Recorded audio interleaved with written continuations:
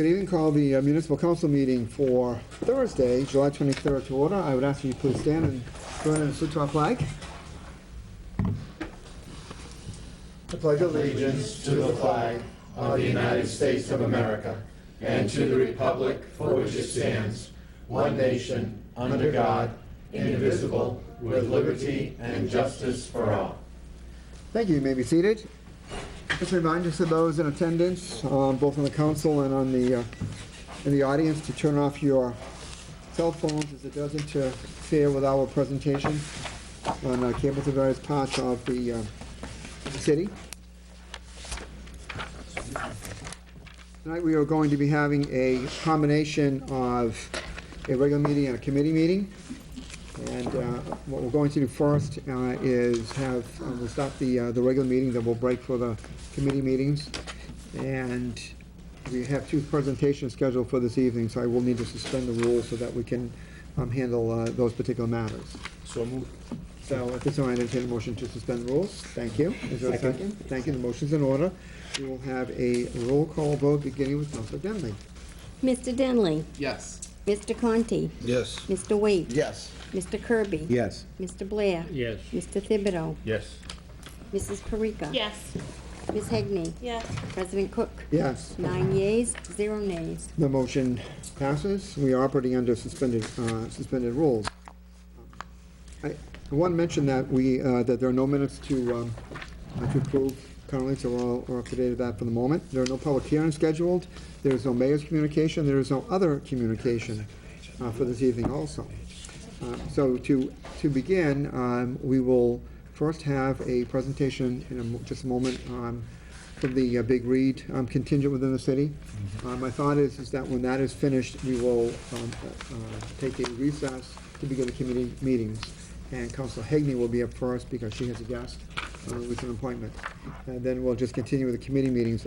Dave Murphy is going to be in around 8:30 thereabouts. So I'm hoping that maybe, depending on where we are in the committee meetings, we might be able to wrap up all the committee meetings, come back, have Dave make his quarterly presentation to the council. By the way, I'm going to be going to the school committee meeting next month, making a present for my quarterly update, so to speak. And then we'll do the committee reports. So at this time, I see blinking lights. So I'm going to ask the contingent of Big Read people to come forward. This is one of my favorite things we do in the entire year, ever since we started this, is to have the annual July official, I guess, presentation to the council and the official announcement of the Big Read. And many times the people who come here dress the part, and I see we've continued that. So good evening and welcome, and thank you for coming in. Thank you for having us. This evening, I am Medusa of the Greek mythology, and I will try to keep the snakes underlined, but sometimes the extra S's come out with their help. I am going to be the one to give you passage to this year's Big Read. Imagination is more important than knowledge, for knowledge is limited, all we know and understand, while imagination embraces the entire world and all there ever will be known or understood. And those visionary words come from Albert Einstein, who was a physicist. And what's important to note that, and to find a quote from someone of his caliber, is that imagination and visionaries are what creates society. It is what brings us to the next level. So you might ask, what is imagination? And it's to think of the possibilities of what you do not know at this time. It's unfortunate that many of us, and maybe I should have lost that ability to use our imagination after childhood. But we all know our imaginary friends and the activities that we did then. Because it is this ability to foresee possibilities that's a powerful tool. It's what propels visionary leaders. It's a force that guides the transformation of societies, and it has the ability to carry us beyond our limitations and alter our lives. So we want you to realize this year's Big Read is a fun year, and it is all about imagination. As a librarian, though, I also want to talk about the importance of fiction. And there is a British author who is fairly well known, Neil Gaiman, and he sees two purposes to function for the functionality of fiction. And the first is the ability, or as he sees it, he sees reading as a gateway drug, almost an addiction that we all need to learn to acquire. Because the drive to know what happens next when you turn the page, the need to keep going, even if it's hard, because someone's in trouble and you have to know how that's going to end. That is a drive that if you can develop at a young age is going to take you throughout everything you do in your life. His second function of fiction is that it's a way to build empathy. Watching TV or seeing a film, you're looking at things happening to other people. But when you read fiction and you realize you're taking 26 letters, a few numbers, a little bit of punctuation, and creating, you alone in your mind, the ability and the imagination to create a world you've never seen and to look at things through somebody else's eyes. You get to feel things, visit places, and worlds you never otherwise would. You learn that everyone else out there is just like you. You're being somebody else, and what you're going to return to your own world. And when you return, you're a changed person. And that's what the written word or the letters that become those written words can do for you. Where would we be and what would we be without that imagination? If you think about it, scientists, environmentalists, psychologists, religions, architects, planners, futurists, sociologists, physicists, artists, all speak of the necessity of imagination in our lives. So I hope in a way I've whetted your appetite. So this year's big read, no, wait a minute. I think someone is here with me. Or am I imagining it? Is that a cue?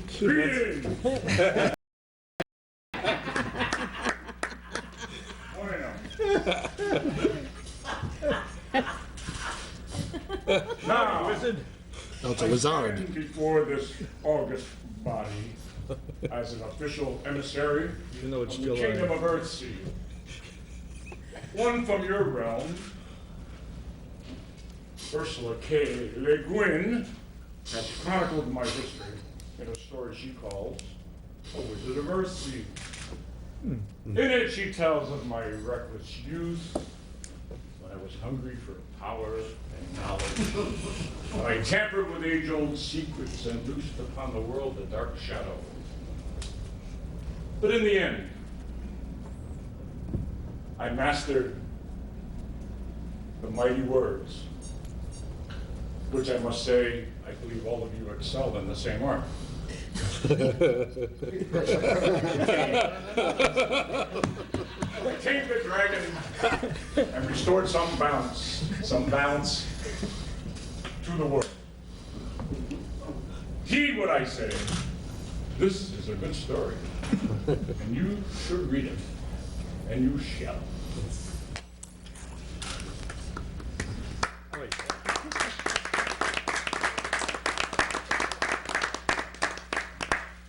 Now, in Greek mythology, if you look into Medusa's eyes, and I think that's where that gesture came from, you turn to stone. Yes.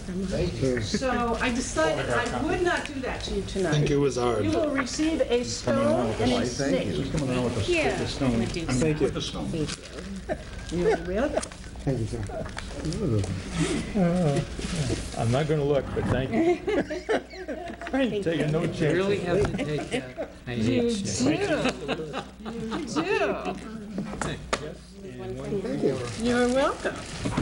We want you to be part of this year. I will, I thank you, Dave. So, thank you. Thank you.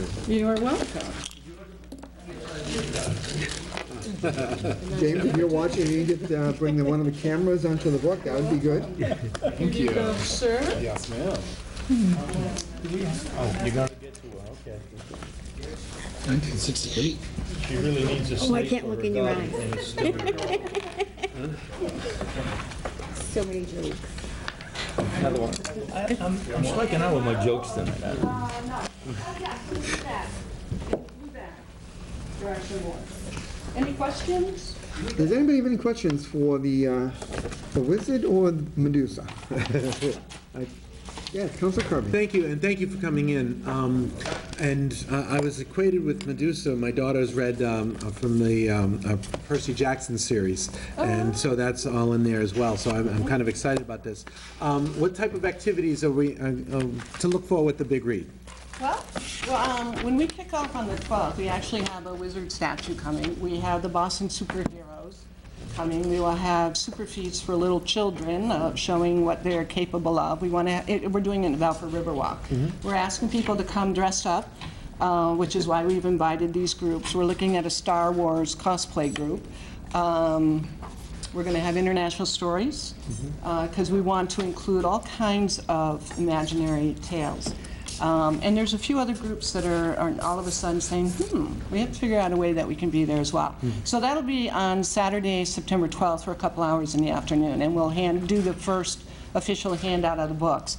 On the 18th, which is a Friday night, our keynote speaker will be at the opening exhibit at the Attleboro Art Museum. And they're looking at a quote from the book about the balance of nature. And I mean, there's actually I have it. This is from Ursula Ogyan. This says this in the book. But you must not change one thing, one pebble, one grain of sand, until you know what good and evil will follow on that act. The world is in balance, in equilibrium. A wizard's power of changing and of summoning can shake the balance of the world. To light a candle is to cast a shadow.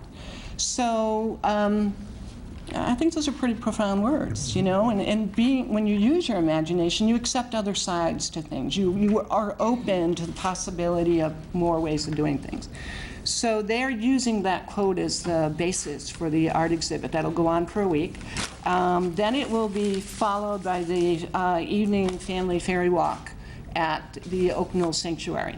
The week after that, VCC is going to be showing the film on Friday night, and the Land Trust will be doing a geocaching walk at the Nickerson Woods. We're working with Scorpios to have a fantasy trivia night the following week. We have a group that will either come in on that Saturday or later that does a STEM program on dragons and dreams. So it'll be the week there. And then we're ending with a Star Wars symposium at the library on October 24th. So there'll be book discussions, and there will be other things, and we're now going to be in the process of making sure we can be at the, which I think I know the answer because they're really good to us, at the Attleboro Farmers Market, at Lee's Pond, and other locations, you know, to be handing out books and letting people know what's going on. So, and we're looking at stargazing as the mythology piece. So we're trying to do everything from mythology up to the Avengers. The Avengers will be there on the 12th. And just, you know, it's really about imagination. It's about how do we get outside of ourselves? But yet there's a very profound message in this book that we all should listen to. So yeah, so that's what we have planned so far. Excellent. If I can just Follow and then Councilor Parika. Certainly, because we had received communication that you received a grant to help with the process. I'm sorry, I'm stealing your thunder, Mrs. Parika. But, and so it's always exciting to hear the different activities and the different ways. And it's rare that we are still able to get this grant. There are 75 communities this year. I think the cooperation between the partner agencies and the diversity of what we're doing really impresses them. Over the years, actually, you all know Paul Dion. He was Rooster for True Grit in a photograph that they created a Pinterest page around. They've used a lot of the YouTubes that are created by AACS. They loved the website and the banner last year that we did for our programming. They used a photo from the year before at a national conference in Washington of the Read and Ride group at the Y. So they have really liked what we've done, because some of the things we've done really, you know, the thing is we have to figure out how to connect to our community.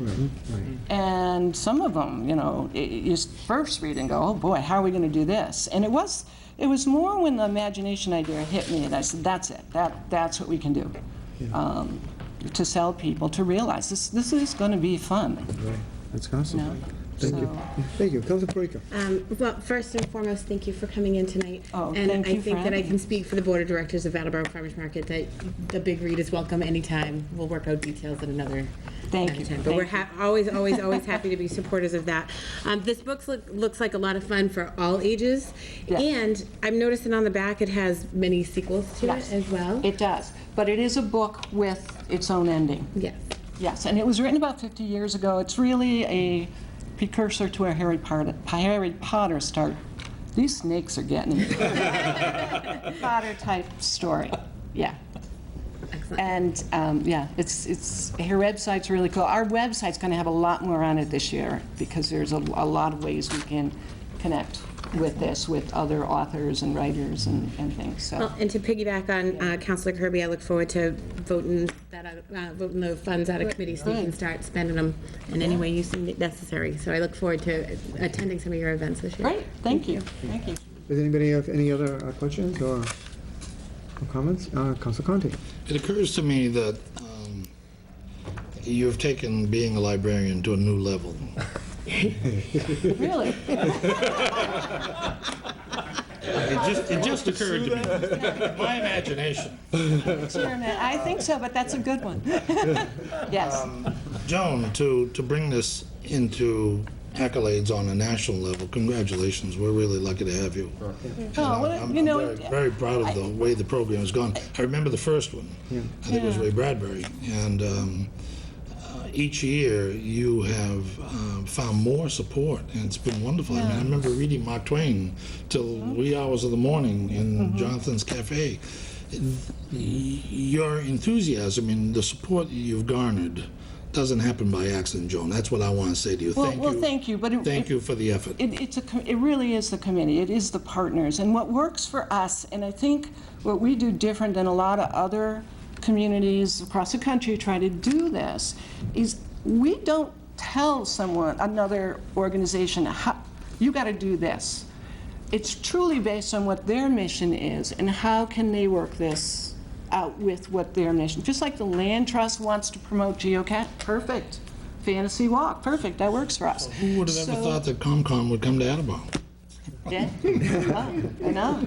Yeah, it's really going to be an interesting thing. But it really is a dedication by the folks on that committee, the partner agencies, and then the individuals involved. It's their dedication that makes this work, and it is that fact that we let them do it their way, and that we don't try to control that aspect. That it works, and that's what other folks have to learn. Your comment about the library changing, absolutely. Reading and literacy is a living, breathing thing. It's not static. And I have good staff who believe in that. And we've changed the way we do things and reorganized our priorities. And it's really making an impact. Good for you. And you should all be proud. We're in 75 communities. You've got a library that's working really hard. That's They're my doing point. tremendous things, yes. That's my point. And it's the staff. Again, it's a real team effort. You got someone like this guy here willing to do this. So it's just a lot of things working right now. Yeah. Thank you. Thank And you. that concludes my comments, Mr. President. Thanks. Anybody else? All right, good night. So yeah, Joan, thank you so much, and please thank your staff. As I said, I'm serious when I said that this to me is one of the highlights of the summer when you come in, and I was curious, like, all right, what thinking today? What's the book, and how is this going to be presented to us? So as I said, I think you topped it, in comparison with the past. Yeah, I think, both of you. I think we did okay. But again, thank your committee for all of their work, and again, this is something that I personally feel helps to unite the community and helps to make us a strong community, because we get so many people, as you said, sharing their own level of interest and area of expertise, and reaching out and making a very incorporating project. So really appreciate all that you've done, and best wishes to both of you and the committee, and on all the planning that is coming in the coming weeks. So and thank you for being here to sign our business. You're welcome. Thank you very much for letting us come. All right. Take care. Bye-bye. Thank you. Okay. At this point, I'm going to entertain a motion for a recess of this meeting so we can begin the committee reports. Second. Thank you. The motion is in order. All those in favor? Aye. Opposed? Motion passes. We're in recess at 7:20.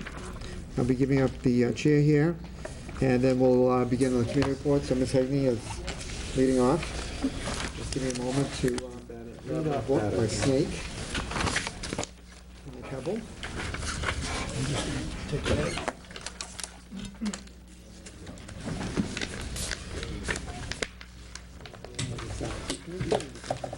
You want me to move it over here?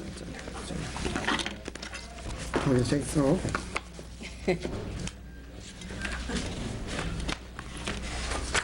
I'm running on empties. I bet Brian is too. You had 7 o'clock too, huh? What? You were up early too, weren't you? Up doing your thing too? I'm always up at 5:30. How many guests can Every you day. have? You have 2 on this one. 3? You have 3 guests? No. Good morning.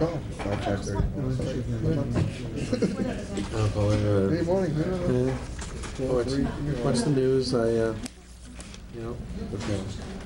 this yours?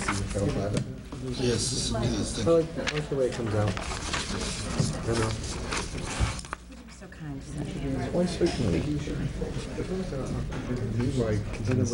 I know once this is done, you're gonna want to wait for me. I don't need you to sign it. No, I know, but it's like my little, give me that little thing. I don't even know what you're talking about. No, me too. I don't. Okay, that one? Yes. It's right here.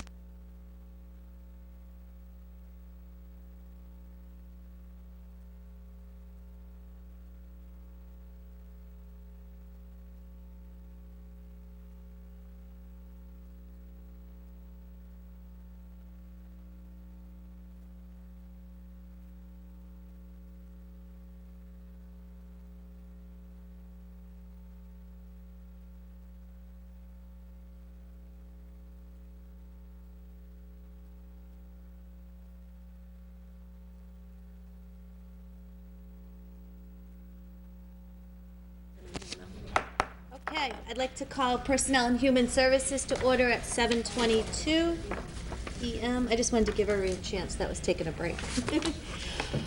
Okay, the first motion from the supplemental docket of July 21st, 2015. I entertain a motion to confirm the appointment of Ken Badisher, 74 Sanborn Ave, West Roxbury, Mass. 02132, to fill an unexpired term in the Directors of Veteran Services, term to expire February 2016. Second. Okay. For questions and comments, I invited guests. Hello, Ken. It was nice talking to you on the phone. Thank you. You as well, for- ma'am. Thank you for having me tonight. Yes, thank you for taking the time to come in. I know you've already started upstairs. That's correct. I started last Monday. Okay, and I know I got to see your resume, and if you would like to tell us about who you are, why you want to be our veterans agent, your resume, the floor is yours, A to Z, fill us in. We're very welcoming, and I think you've seen so far the Attleboro, and I can think everybody here can say we're truly supportive of our veterans. Well, thank you. And I recognize that almost the minute that I got here. Truthfully, I was met at the door on my first day last Monday by somebody from personnel. 15 minutes before I was supposed to be there, they were in place just waiting for me. And everything was all set up. It was, here's your office key, here's your parking pass, you're all set up to get into your computer, and that's been the experience that I've had at the City of Attleboro so far. So thank you very much for the warm welcome. I'm very excited to be here.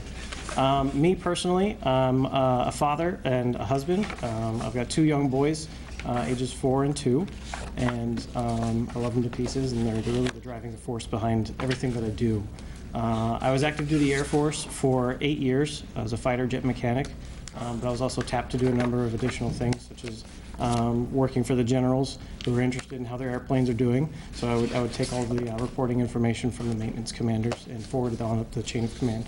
And then I was also responsible at my last duty station at Davis Monthan for monitoring the training for everybody in my squadron, some 600 personnel, and I was responsible for making sure that they each completed all of the numerous training events that were required, some 10,000 training events in one calendar year. So making sure that everybody was on track and was fully aware of what had to happen. So I got some program management experience, you could say, from the get-go. And the city of Boston recognized that. At the time, it was Francisco Urena recognized that I would be a good fit for that job, and they hired me as their program manager up there. And I was responsible for making sure that all of the VSOs in the House were doing the same things with respect to the Chapter 115, Massachusetts General Law, Chapter 115 benefits, and that the message was consistent, and that to the maximum extent possible, our veterans in Boston were getting the services that they had earned, and that the city that was paying out these financial aid benefits was getting reimbursed by the state appropriately. So that was where I really fit in up there, and that's the experience that I look to bring to the city of Attleboro.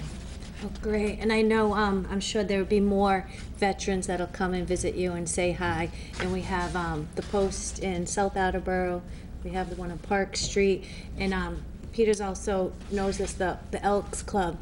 They help our veterans out too, with different charities and donations.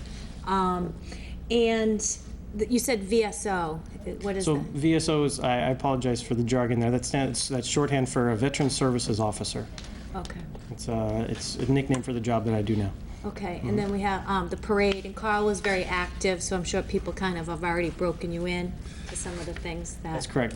Carl was great, and again, this was all just part of the warm welcome with the city of Attleboro. There was a thick binder of, this is how you do my job, and everything that you need to know, and who you need to call, and everything. So it was, he set me up for success. I could hit the ground running. It was really excellent. Great. I love your positive attitude, too, even speaking to you on the phone. You just seem very positive and get ready to go, and Thank you. It's awesome. I'll open the floor to any other questions or comments. Yes. Thank you, Madam Chair. I apologize for being late. Welcome very much. I can only tell you, as a member of Post 312 in South Attleboro, Carl Bradshaw had nothing but positive things to say in your favor, and he was as excited by sitting in on the interviews and knowing that you would be coming to his town, his own city, I should say, of Attleboro. And he let out all of us at our last meeting in May, because we take a summer break.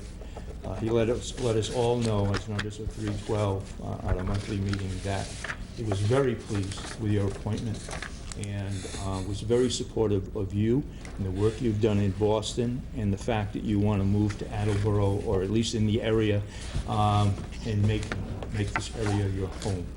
And as a resident of Attleboro and a veteran, I truly appreciate the fact that you want to live in or close to our community. I think that's a wonderful thing, and it brings you in the loop of the work that goes on within our city and the sacrifices that past veterans and current veterans are making in their daily lives and their families as well. You know better than I that if you don't have your family's support, you don't have much. It's true. So again, welcome very, very much to the city of Attleboro. Thank you. Be very happy to support your appointment when it comes down to us. Thank you. And Councilor Thibodeau, I was actually shown around the American Legion Post 312 earlier today, in fact, and the commander, Dick, showed me around. Yep. He took me to the South Attleboro Veterans Pavilion. Oh, yes. And it really sort of talked at length about the number of great things that your post does for our community. So thank you very much for what you do as part of the American Legion. Well, thank you very much. It's I must say the pavilion was set up by the former commander, Paul Pouliot, and Paul brought on Councilor Conti, who was a great fundraiser, absolutely great fundraiser. And he may not say it himself, although he may. But the truth is the truth. So I'm sure he's on your list. It's a call if you need help. It certainly is, actually. But thank you. On that note, I actually found an old email in Carl's desk that was originated by Councilor Conti on the topic of fundraising and about getting our ducks in order for strategizing exactly for that. So it's funny that you bring that up. And we're very welcoming, very welcoming, yes. I'd be remiss not to say thank you and welcome.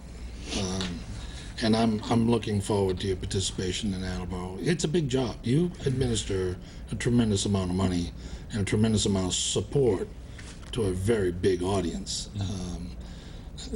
Attleboro is proud of their veterans, and I've seen it firsthand. Unfortunately, I'm not a veteran, but I can appreciate what has happened. And I love your attitude, I love your youth, I love you moving into the city or nearby. I love your commitment, and I'm really looking forward to working with you. Well, thank you, Welcome. sir. I appreciate that. Just very quickly, as I was listening to you speak, welcome and best wishes on your new position. But you already referred to Attleboro as our community, as if you're already one of us. And you are. And so that's tremendous. And I think that's exactly the kind of spirit, as Councilor Conti said, that's what we want in our veterans agent. You have it. You're already thinking that Attleboro is it. And I couldn't be happier to support your appointment. So good luck. Thank you. I appreciate that. Thank you. Yes, and we were sad to see Carl go, but we're happy to see you come. How's that? Frank? Thank you, Mr. Chairman. I just wanted to, again, welcome you, and looking forward to working with you. I also want to thank you for your service to our country, and appreciate that, and looking forward to working with you as you work with our veterans. As was mentioned, we're very concerned about the veterans. We want to make sure that they're well served. And again, if there's anything that I can do personally, or if you things that you need help with the council, don't hesitate to ask at any time. So welcome Yeah, my aboard, pleasure. and again, thank you. I appreciate that. Thank you for having me. Yes, thank you so much for taking the time to come in too, and I'm glad you're ready to get. Thank you again. Good stuff. Thank you. Thank And you we'll very just vote tonight, and I don't see a problem. And then I believe tonight we can also approve it too. So, Yes, and right. then the mayor will sign the certificate of certification of the vote. And welcome aboard once it Thank you goes very through. much. I appreciate it. Thank you very much. Thank you. Okay, that was a very nice visit to have come in. Thank you all for your accolades for our new veterans officer. Any other questions or comments? Jess? So, familiarize me with the process again. He has to be voted by the council, but he's already got the job. No, they give that, you know how, day. hire him, was it 30 days? 90 days. 90 days. Temporary But- appointment. So they can get in there, because I had already asked the mayor about other positions in this situation. He'll go in there, and then we as a council will vote on the motion, then it goes back to the mayor for the vote, certificate of vote. Thank you for the clarification. Yes, for that 90 days. Okay? Okay, all in favor? Aye. Thank you, motion passes, and I'll just finish up the other. Yes, I said other Yeah. questions, comments, so why are you laughing? No, nothing. He's laughing at me because he caught me. I'm off guard, that's all. Okay. I'm like, well, it's been a long day, huh? Okay, so. Same stuff, different day. Okay, because I was like, okay, all in favor? Aye, motion passes, we did that, okay. The next one, I entertain a motion to confirm the reappointment of Connor Davis to fill an expired term on the Youth Commission for a term of 2 years, term to expire February 2017. Second. Okay, a young man that will be on the Youth Commission. If I can, he's a young man, but he's come aboard very excited. He's showed up in a lot of different things, very excited. His mother's very excited that he's involved, and so he brings a nice little spark to the group, so I'm very excited to have him aboard. That's great to have more people come aboard. Okay, any other questions or comments?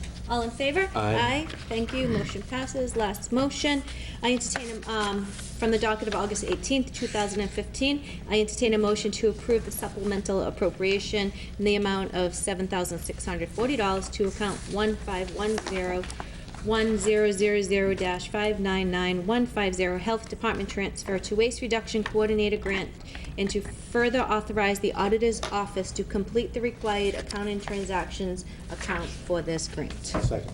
Thank you.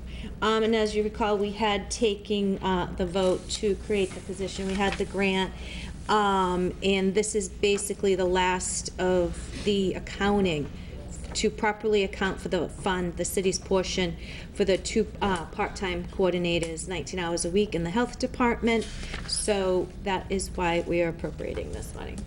Okay. Any questions, comments? No. All in favor? Aye. Aye. Thank you. Motion passes, and that is all I have for Personnel, Human Services, and call for adjournment at 7:35. Second. All in favor? Aye. Aye. Thank you. Thank you for your pen. Oh, not a problem. May have laughed. I always have extras. Gee, it's a Labonte's pen. I wonder where I got that. Zoning and land use is canceled this evening. Quick question. Ordinances, elections, legislative matters is canceled tonight. Oh, should, oh, no, he already did them. Yes. Licenses is canceled tonight. He's got a license. License No. is, I have licenses, but he already did all his. Right. You just have to do them on the floor. Correct. So I would like to bring the Capital Improvements and City Development Committee meeting to order at 7:35.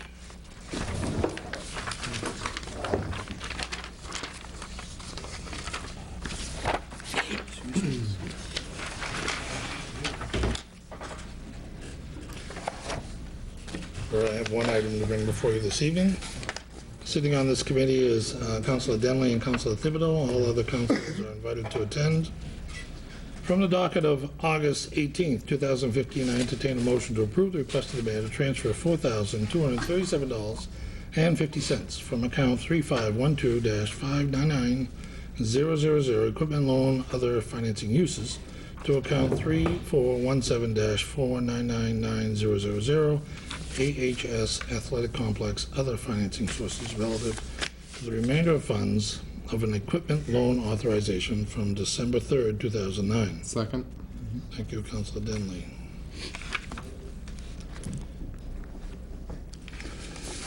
I know that you, council committee members, received correspondence from the mayor, from Deborah Gould to the mayor, dated July 21. But the public is probably not aware of what that's discussing. So I'll summarize what that is so that people understand what this transfer is about. Fund 3512, which is an equipment loan funding, had a balance of $4,237.50 from a loan authorization of $335,000. That project was financed and on an interim basis, no long-term finance was completed, and the final payment was made, and for the principal and interest in fiscal year 14. So as you know, City Treasurer Ethel Sandbach has been cleaning up her books as she is going to be leaving her post this year. And in accordance with Massachusetts General Law, Chapter 44, Section 20, funds remaining from a loan authorization can be utilized for any project for which the city could borrow for a period of more than 5 years. Further, the city charter mandates that if the funds are going to be spent, that it come in front of the council for authorization. So, Ms. Gould contacted Budget and Administration Director Barry Lacasse, who said that there's a needed funds for the concession stand project. And the city auditor, Deborah Gould, met with Ethel Sandbach, city treasurer, to see whether or not the application of the funds at the concession stand met the requirements of the original funding, and the economic life criteria is met. Therefore, she recommended to the mayor that the mayor ask the council to transfer this $4,237.50 to the athletic complex other financing sources to be used in the concession stand. I'm glad that I got that all explained clearly. You all probably knew it before I said it, but I don't think the public did. Any discussion? I think it's a good use of the money since it does meet the criteria the economic life criteria, as you mentioned. For those who don't understand what that means, is that when you're borrowing, you have a certain amount of time in which to pay that back. And if you have more time than when you're working on the same project, you can choose the approval of the council to go ahead and use more money so that whatever balance is left over is no longer there. And it's very appropriate that if they need more funds for the concession stand, in taking into consideration, Mr. Chairman, as I'm sure you know, all of the hours that the volunteers have put in over there, students, professionals, lay people, parents, administrators from the school. I couldn't tell you, I've been over there twice myself and did what I could do to help. And, but I've got to tell you, that's a very active construction site every Saturday that they are working over there. And I'm very impressed by the interest of the students and how they've gone way beyond my expectations of their, not of their energy, no, but of their dedication to getting the work done to get that building, that facility open. And so they need money, by gosh, they've earned it. Thank you for your comments. Wait. Well, thank you very much, Councilor Conti. No, I agree with you all the way to Thibodeau. And let's not forget and also note that this project has probably saved the city a great deal of money by doing it this way. And I think that we could look at this to be a model of something that we can do in the future for other projects. It'd be very good, but this is great, and they need the dollars, and it saved us so much as it is that I'm willing to vote yes on this for the full council. Thank you. Thank you for your comments, Councilor Waite. Councilor Parika. Thank you. I was happy, someone, my husband's heavily involved in this project. It has been a little over a year that they've been really working hard over there, and we've had so many people donate not only time, materials, all sorts of different things to get this done. And it's not just the administration of city side or school side. I mean, we have people who don't even have kids in the schools coming out there saying, "Hey, what can I do? Can I lift rocks or carry bricks or do any of those kinds of things?" So, any creative way, we're close. The concession stand is very close to being completed, and any way we can just get it across the finish line. Sports player there. To get this going over, it would be tremendous, and I will happily support this when it comes for the full council. Thank you. Any other comments? Motion's in order. All in favor? Aye. Motion passes. That completes the business that I have to bring before the committee this evening. Entertain a motion to adjourn at 7:42. Second. Motion's in order. All in favor? Aye. I declare the Capital Improvement City Development Committee closed. Thank you. We're going to budget. Sure. Okay. Mr. Cook, can you be my third? I was planning on it. Just making sure we made contact. Call budget. I'm always checking that out ahead of time. And I understand, Mr. Cook, thank you.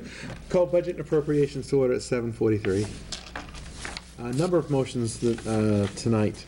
From the docket of August 18th, 2015, I entertain a motion to approve the request of the mayor to appropriate $24,600 from account 11241-000-578300, citywide reserve fund for transfer, to account 11411-000-595010, assessor revaluation to provide assessment and maintenance work for fiscal year 2016. Second. Thank you, Mr. Waite. Received a notice from, not Gary Arasian, sorry, Stan Nasowitz, next office over. Stanley Nasowitz, the assessor, that second part of our 3-year triennial reevaluation work is due. We put the same amount of money up last year, $24,600 for fiscal year 15. It's $24,600 again this year. Next year is the big hit, which would be in the $138,800 range. And there could be an additional $19,400 for in a hearing process, which is an optional piece that they'll decide on during fiscal year 2017. But for this year, the amount for the revaluation is $24,600. Any questions at this point? Mr. Conti? Yes, I'd like to disclose at this time, so that President Cook will take note that in the full council meeting for this vote, I will need to abstain. The reason why I need to abstain is that in my past, I worked for a company called Appraisal Resource, which became Northeast Valuation Group, for a substantial period of time, and learned a tremendous amount of my current craft, which is now City of Taunton Assessor, which is the second reason why I feel it's probably not appropriate for me to vote on the measure. Okay. And that concludes my comments. I appreciate your disclosing. And that's fine? Yeah, that's fine. It shouldn't, there's only a majority, a simple majority in this, so it's not like a 2/3 or something like that, we'd have a problem. But thank you for noting that, and, That's what I was gonna ask, Thanks for Ms. mentioning it. Cooper at Churchill, so that. right. Okay. No, it's just a So simple just a majority. simple- Simple majority. Any other questions or comments? Hearing none, all those in favor? Aye. Aye, motion passes. Next, all these are from the docket of August 18th, 2015. I entertain a motion to approve the request of the mayor to close Fund 2503, sale of city property as follows. Transfer $41,871.30 from account 2503-599000, sale of city property, other financing uses, to the following accounts. $22,999.46 to account 10004-499000, general fund, other financing sources. These funds will be reported on the fiscal year 16 recap and are therefore available for supplemental appropriation. $1,461 to account 60004-499000, wastewater enterprise fund, other financing sources, and $17,410.84 to account 61004-499000, water enterprise fund, other financing sources. Second. Thank you, Mr. Wade. This is basically a housekeeping issue. We used to have, as of established in May of 1971, a sale of city property account, which had been used up through the years, but now with changes in Mass General Law and the accounting process that's used within the city, Ms. Gould has asked us to close this out, and that sale of city property goes directly within the general fund.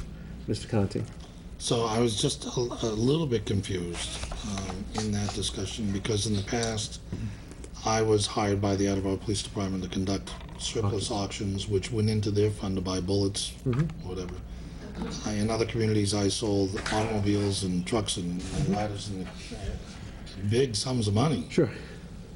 Is that now gone? No, what's, we said in the notice that came through, the sale of police vehicles still goes directly to the police department to revolve into their, it goes into their revolving account to replace their cruisers, and police materials within that revolving fund.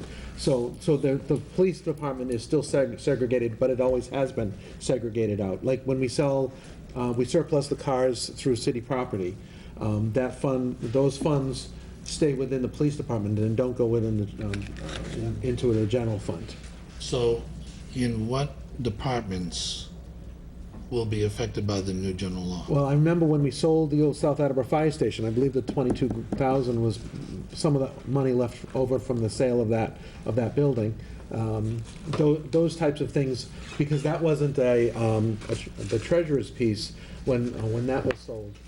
Even though the treasurer handled the auction, that went into a sale of city property account, and it had to be used solely for large building or large items that had a substantial length of time that would lasting value. So if we were to do that today, it would be different? Today, under Mass General Law, what they're having, and what Mrs. Gould is suggesting that we do is that any sale of city property goes directly into the general fund and then is available for any department for any reasonable use. Thank you for the clarification. Yeah, and years ago, when the treasurer had sold off foreclosed property, and we had an auction within here, that money, some of that money actually went into the stabilization. After paying the tax title. After those pieces up, when there was a substantial, it was in excess of $1 million at one of the auctions that she had done, and some of that funds were able to build up the stabilization fund. So today, it would then go into the general fund, and we would transfer it into the Stabilization fund. It would still be a vote from the council. Okay, good, thank you. Any other questions? All those in favor? Aye. Aye, motion passes. I entertain a motion to approve the request of the mayor to approve a supplemental appropriation in the amount of $18,350, excuse me, to account 122-01-000-584015, fire septic replacement, for funding to replace the septic system at Briggs Corner Fire Station. Second. Thank you, Mr. Waite. As we've heard, and we were actually going to have a special meeting, a month ago, a month and a half ago, special meeting to fund the replacement of the Briggs Corner Fire Station. It's 60 years old. It has outlived its usefulness and has to be replaced. There were two bids. The lower bid is the one that was chosen. It was a certified bid. There was a significant difference. One was $42,000, the other one was just over $16,000. So with a contingency, it comes up to $18,350. So significant difference in bids. $18,350 to replace the septic system, and we got to do it. So, yeah. Mr. Conti. Just a point of clarification, and it's only because of my familiarity with real estate. It's not that the system is 60 years old that it needs to be replaced. The system has failed. Yes. And the fire department's been pumping it out every month. Yeah. And it's getting more expensive to maintain than replace.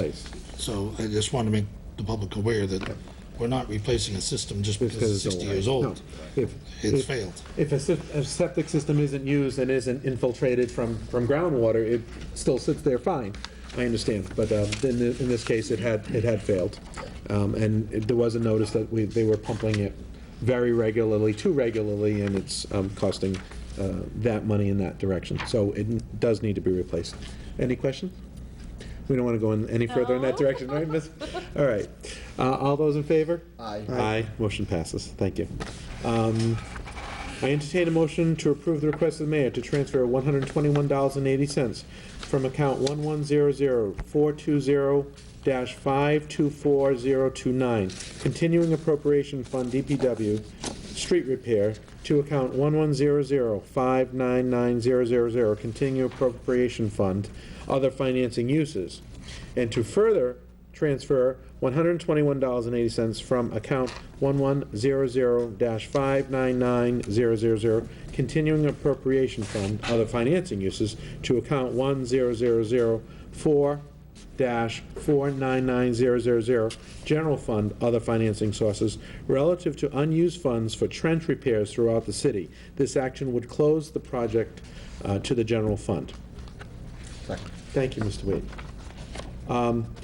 What they've noticed is that there are three accounts that have a small amount of residual funds, and to clean up those accounts, Ms. Gould would like us to transfer those funds out, and it has to be done in a two-step process.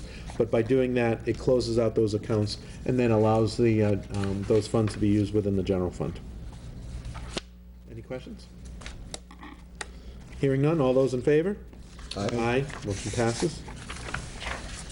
I entertain a motion to approve the request of the mayor to transfer $1,790 from account 1100-210-582-510, continuing appropriation fund, police renovations, to account 1100-599-000, continuing appropriation fund, other financing uses, and to further transfer the $1,790 from account 1100-599000, continuing appropriation fund, other financing uses, to account 1004-499000, general fund, other financing sources, relative to unused funds for the replacement of showers at the Attleboro Police Station. Second. Thank you. This project is complete. There are residual funds in the amount of $1,790, and we can close out that account and move those funds back over to the general fund as that project has been deemed complete. Any questions? Hearing none. All those in favor? Aye. Motion passes.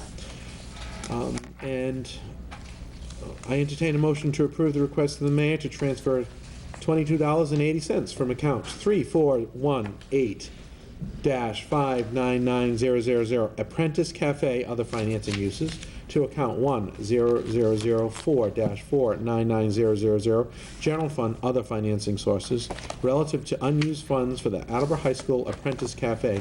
This action would close the fund to the general fund. Second. Basically ditto. Again, we had set aside some money for a redo of the Apprentice Cafe at Attleboro High School. $22.80 remains, but let's just clean that out. It cleans up the books for Ms. Gould and the accounting department and takes care of that. Any questions? Seeing none, all those in favor? Aye. Motion passes. Mr. Cook, just a point of clarification. I voted on the loan order on the last time we met on Tuesday, Right. but it appears in my minutes again. I just want to make sure Right. that we voted it. If you voted, anything that was voted out on Tuesday night during the committee meetings is already voted out of taken care of. committee, and it I just wanted to make It's actually sure that before the I full did that. council. I want to bring that forward tonight. Right. But right, if you voted it I out. remember doing it, and I remember reading about it from Mr. Rhodes in the Sun Chronicle, but I wanted to make sure that I didn't have to do it again. No, you don't, because it's, basically on Tuesday night, you moved it out. Yes. Out of your committee, and it's just waiting action by full council. So you're all set. So we'll bring it forward for the full council later tonight. Right. Okay, with that, I move to adjourn budget appropriations. Second. All those in favor? Aye. We're adjourned at 7:56. Thank you. Brian, remember that happened to me too? Yeah, I was like, I'm gonna do it just to make sure. Well, and I When in don't want to doubt. vote on something that's not really in my committee. Right. Go for it. Yeah, I know, yeah. I'll be here to try to help you as best I can. Peter, I'm your third.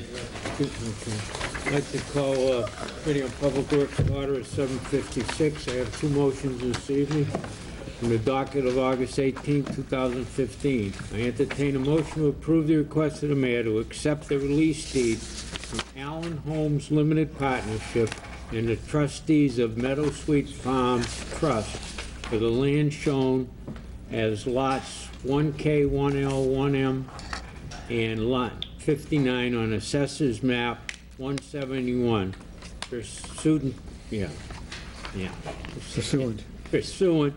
to MGLC 6077C. This deed would be accepted in lieu of foreclosure and tax titlements accounts now pending. Second.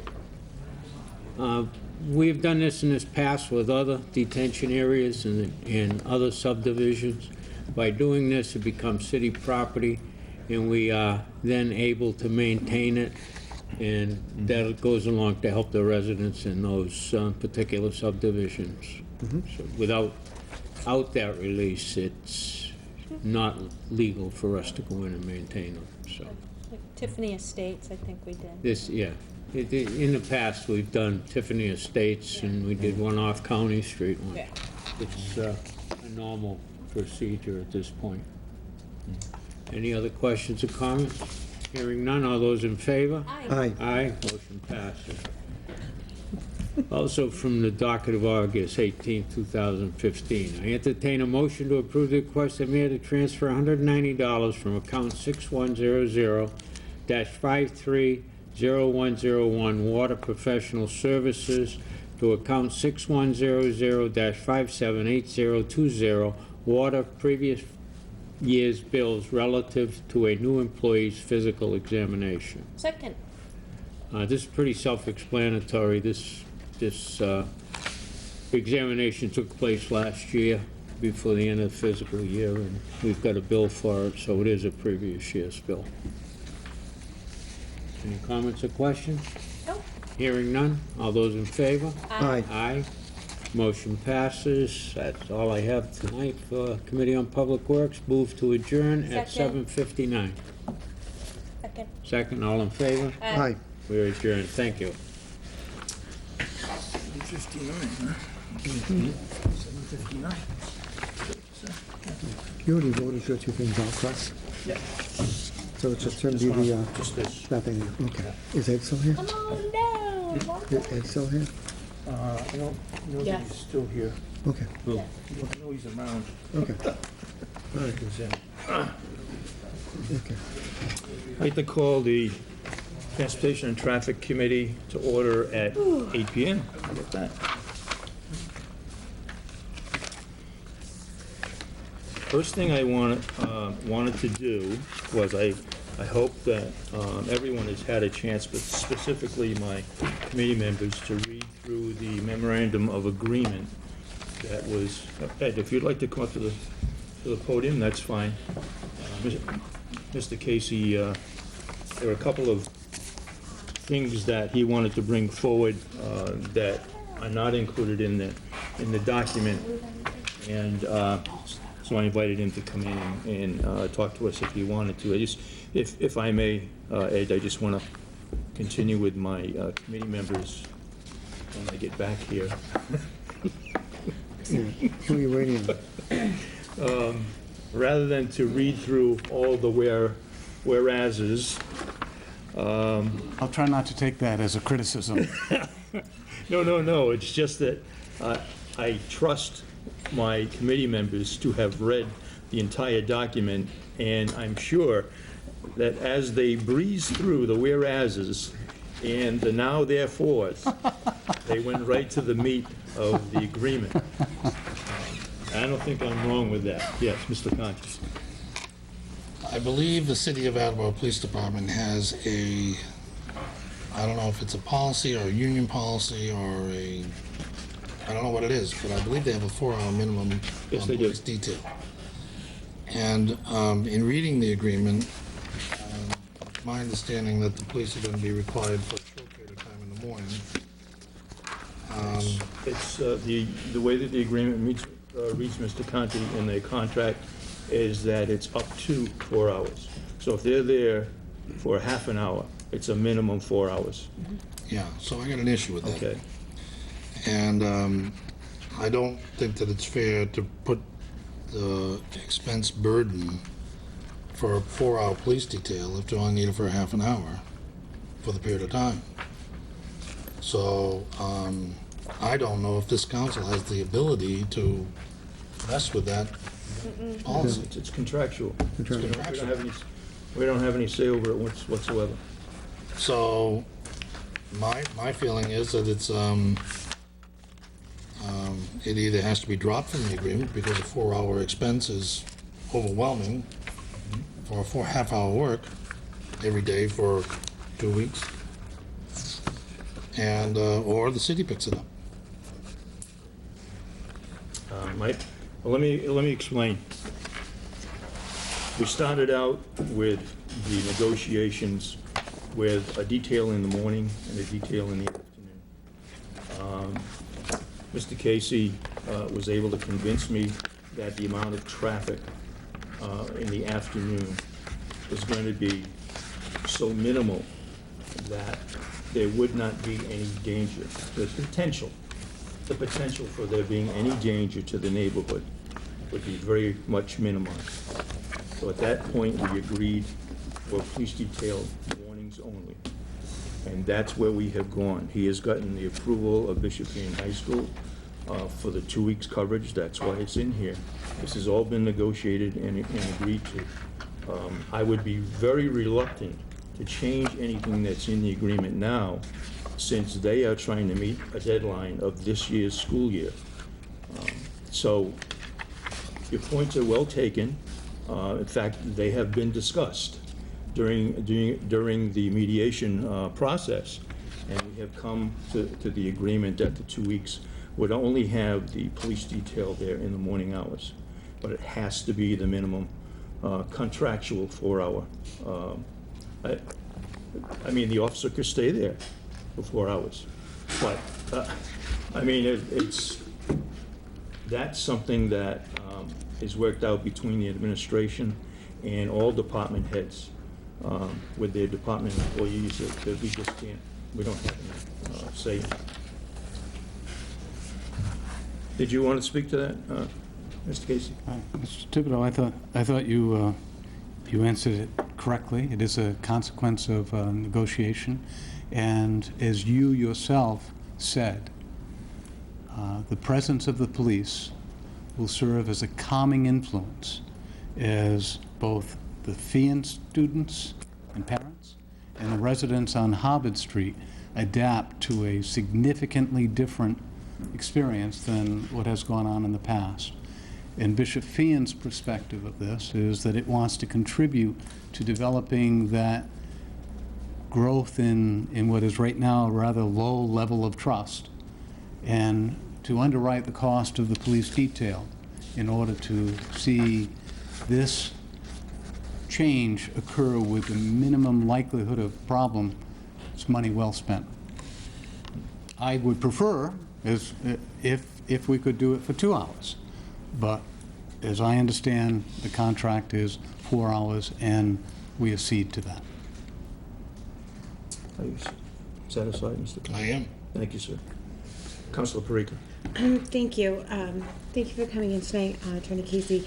I have read this very thoroughly, and I thank you both for your hard work on all of this. I do have a couple of points that have come up in this that I have a few questions, if I might ask. Sure.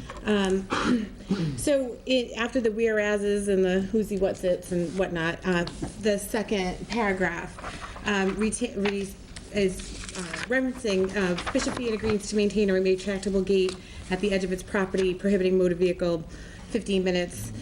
My question is, it says during the regular school day as it begins at 7:45 and concludes at 10:15, and it also incorporates school delays.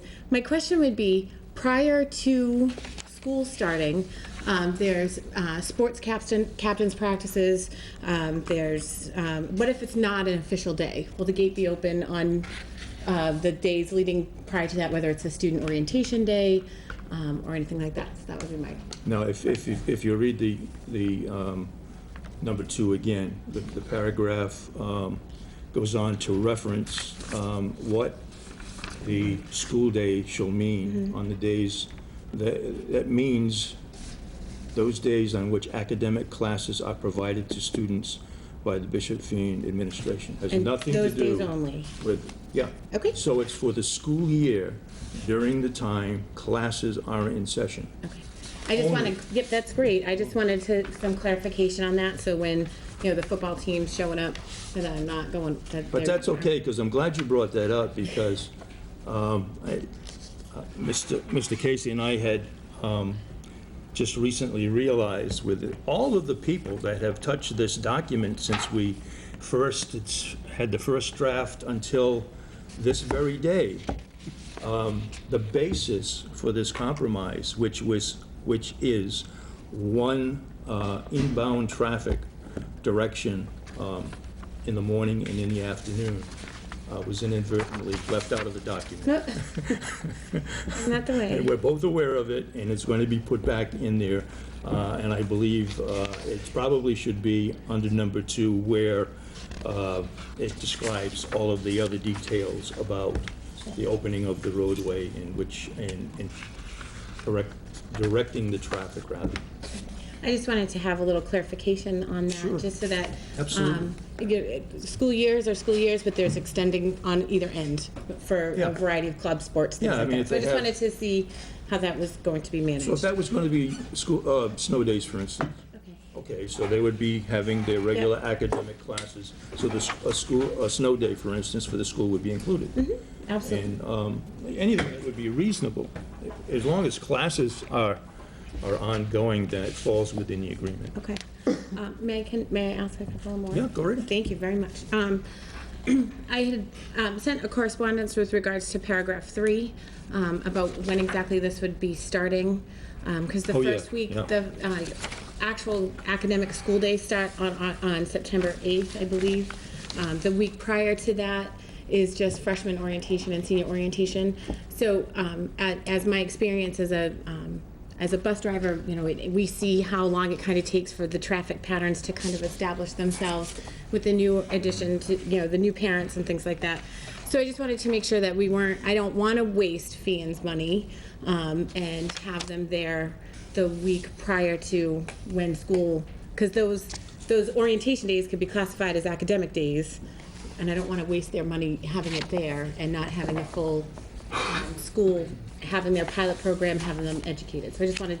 Yeah, Mr. Casey and I had already talked about the fact that, according to Fian's own website, that full classes did not begin until September 8th.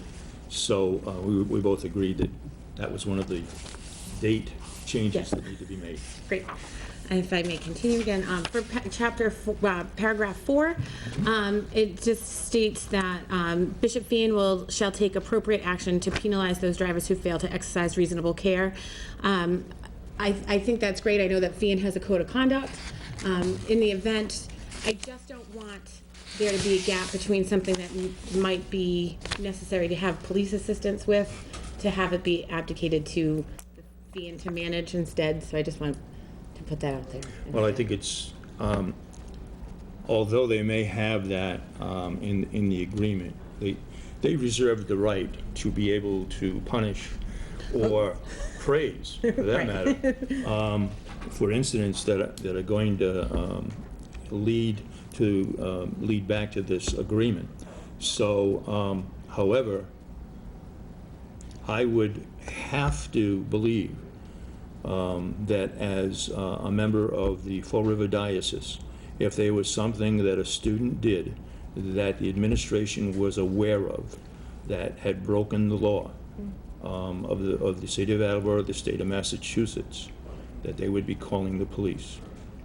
I don't think we need to put that in the agreement. If you guys disagree with me, that's fine.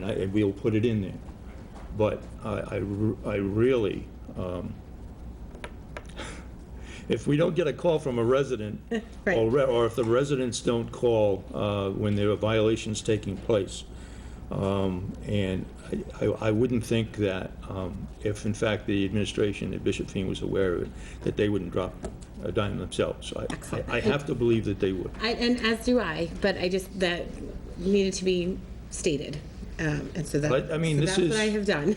If we don't express a certain amount of trust ourselves as leaders in the community, then I don't think that we're setting a very good example for those that we're trying to reach a compromise with, or to the students who may be hanging on every word we're saying. I'm sure that they are. So, And I just have one final one, if I may. I didn't mean to cut. I'm so sorry. that's quite all right. Finally, just in paragraph 5, it said to invite all interested parties. I would like very much for it to invite everybody, but I would like it not just to be the Harvard Street residents, because this does affect Yale and Tufts. So if we could make sure that. Well, what it says, though, it doesn't say, it says the municipal council shall schedule a public forum, invite all interested parties to attend a discussion of the use of Harvard Street. Bishop Fian representatives shall explain the terms of the limited uses of Harvard Street and the mechanisms by which neighbors may lodge complaints, express concerns, raise issues, or otherwise communicate with Bishop Fian administration. However, the notice of all of the information that I have gathered, that I have passed along to my committee members, has also gone out to all of the residents on Harvard Street and the surrounding connecting roadways. Excellent. So that everyone has been kept in the loop of this process, including the members of the council. I shouldn't say I had sent it. I had asked Linda to send it. But you know how efficient she is, so it's done. And it will be done with this agreement as well. Excellent. I just wanted to just make sure, because I've had comments from constituents who feel that even though they don't live, that, I mean, they have an interest, though people speak specifically as to just the neighbors on Harvard Street, it does affect Yale and Tufts as well. Well, it is, so. it's going to be a posted meeting anyway, so any of the public will be invited to come in, even if they don't live in that area. course. But specifically, we're sending out information to those residents who would have a dog in the fight, if you will. Thank you. That concludes my comment. Mr. Blair? Just so everybody's aware, I think you've talked this back and forth enough, so I don't want the public to think that Bishop Feehan is going to control punishment on that street. That still is a public way. Right. It's subject to city laws, state laws, and it's a public way. And if there's a problem on that street or it's something, our police force will take control of that. Right. And it's up to Feehan to hand out any punishments or whatnot to their students. But we still, as a community, have control over that street as a public way. And I know that's what it is, but it was a little confusing going back and forth, and I think the public should know that we're not giving any rights up to punishment and control and speed limits and whatnot to Feehan. Still a public street under the jurisdiction of the Attleboro Police Department. Thank you for that extra clarification, Councilor Blair. Excuse me, Mr. Conti. I think you're just about done. Pretty close. But I just want to say, Councilor Thibodeau, that I think John Kerry could have used you in Iran last month. I don't know that I would go. I don't think it'd be any harder than this. Well, we'll see. You know, it's not a done deal until it's a done deal.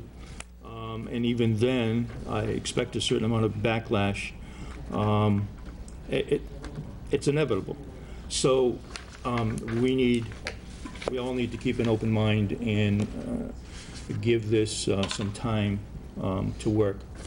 What I was going to ask Attorney Casey to do, the police chief had asked for a couple of changes be made in a couple of locations. Ed, if you would like to read those, please, and I'll ask members of my committee if they're okay with those amendments. These are after July 21st? Yeah, this is not the final document. That will be added. On, So those, the changes. I just want these in draft. The chief sent an email to me on the 21st, and I didn't have a chance to respond to it until today, as a matter of fact. But his comments, I think, are helpful clarifications.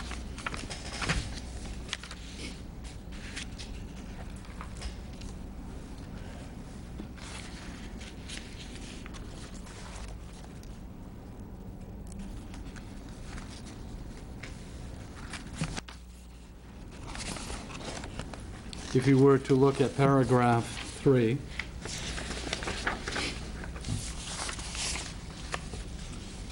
the sentence that begins, "For the first 2 weeks of this academic school year, the pilot program, Bishop Feehan will pay for a police detail in the morning only to direct traffic onto Harvard Street." That language, I think, was put in there in order to just describe the general purpose of the police detail. And the chief has asked that language, only to direct traffic onto Harvard Street, be deleted. Is that all right with members? Okay. I mean, that is not the only responsibility of the officer. And then in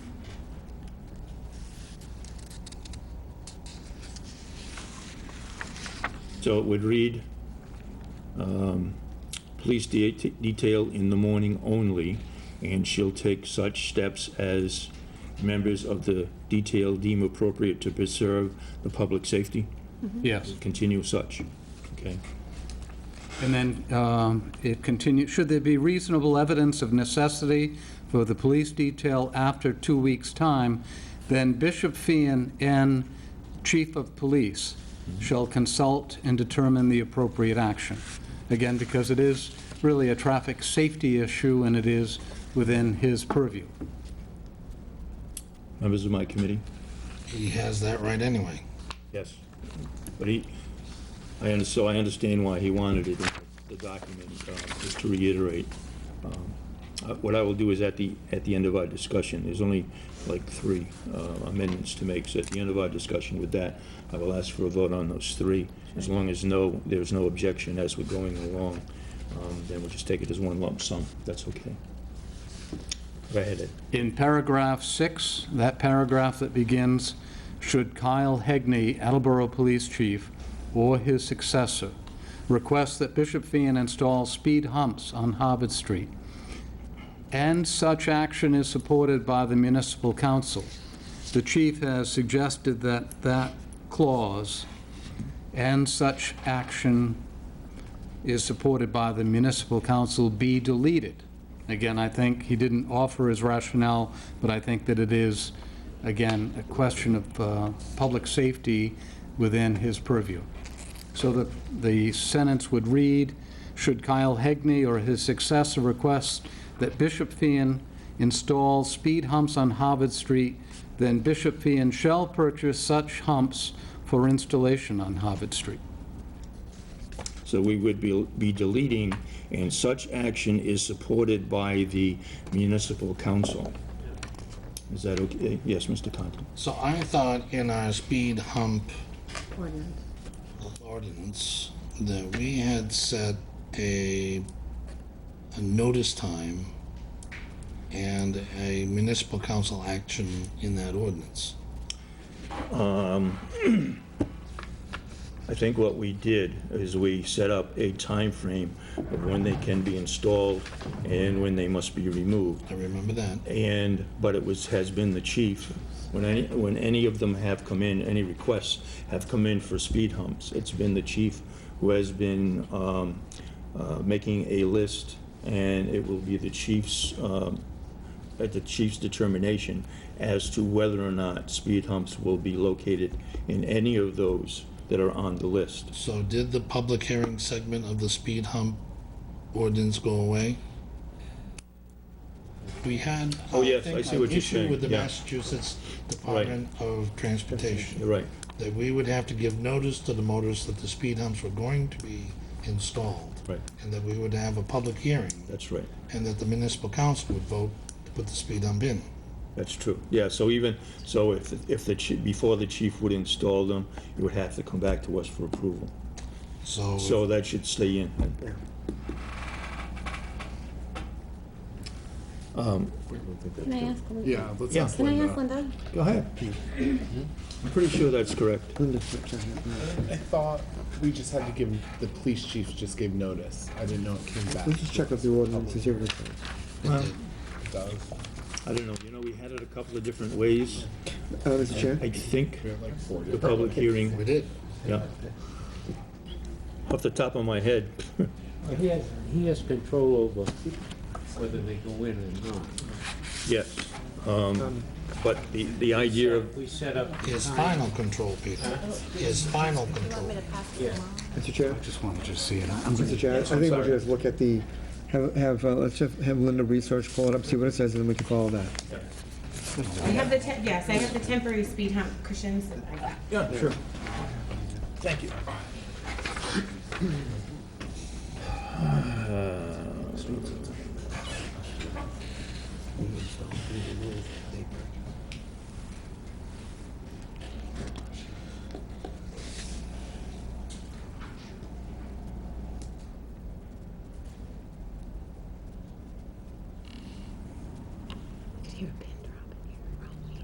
Yeah, doesn't call for a public hearing. Okay, good. No, that's all I needed to know. No. I'm okay with taking it out. Peter, what do you say?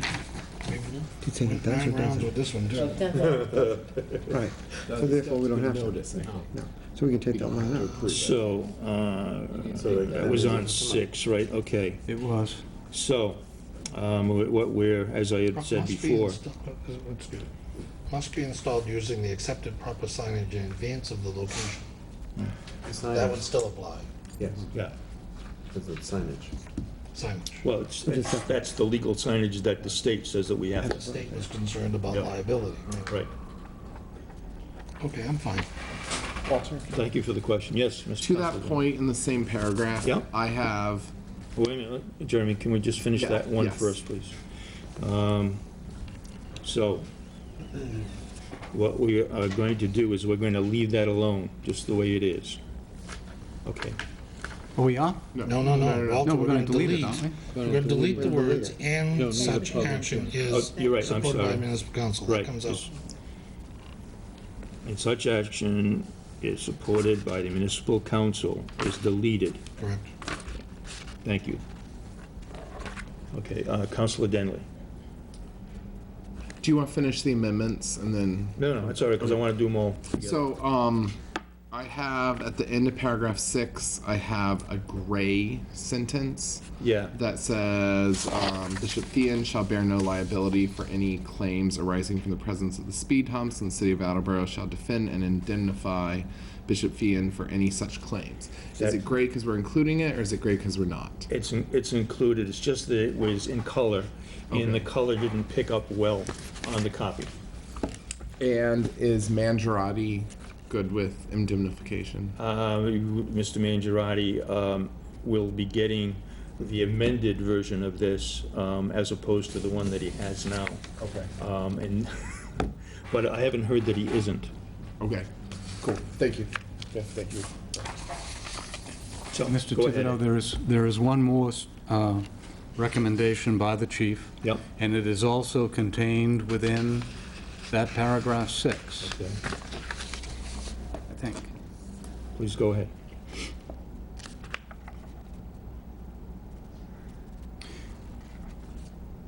The cost of installing and removing the humps shall be borne by Bishop Fian, since the humps must be removed before the start of snow season and installed after the end of snow season, as directed by the Attleboro Police Chief under the general approval of the mayor.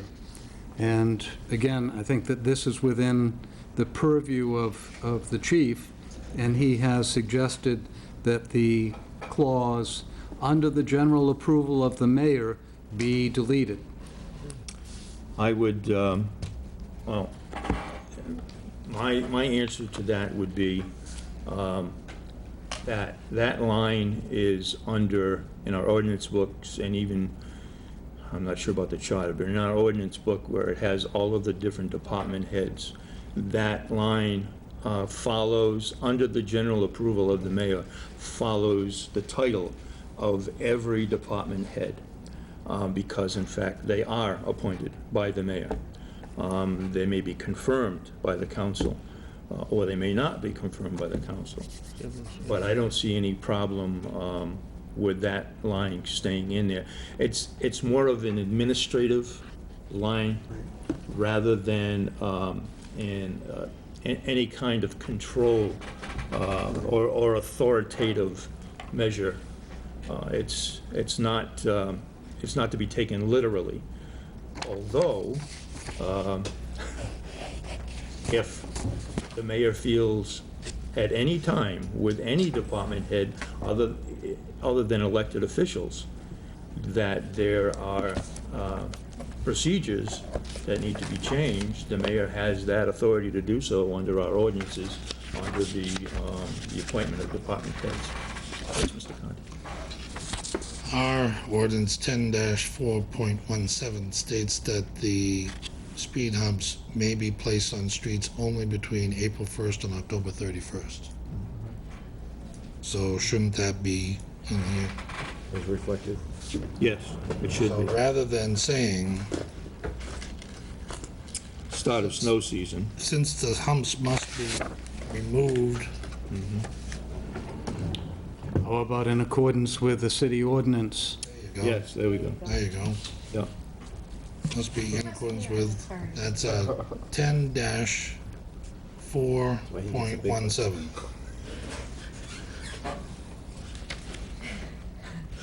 Ten dash, 4.17. B, conditions. You could get rid of all of them, basically. So, Mr. Thibodeau, tomorrow I will revise that and get it to you immediately. All right. And may I speak to the issue of the chief's suggestion about the removal of the general approval of the mayor? Yes. In that it is contained within the ordinance or the charter that the department heads are working for the mayor, and that he has that right to replace individuals if he is dissatisfied with their service. I would, since the chief has asked for this, since, as you and I know, this process of developing a consensus so that we could all come to accept it as representative of a true compromise, I would prefer that we accept the suggestion of the chief, so that the chief, who will have the responsibility for implementing aspects of this agreement, is content with a document, that he feels as if his concerns were listened to and adopted in the preparation of a memorandum.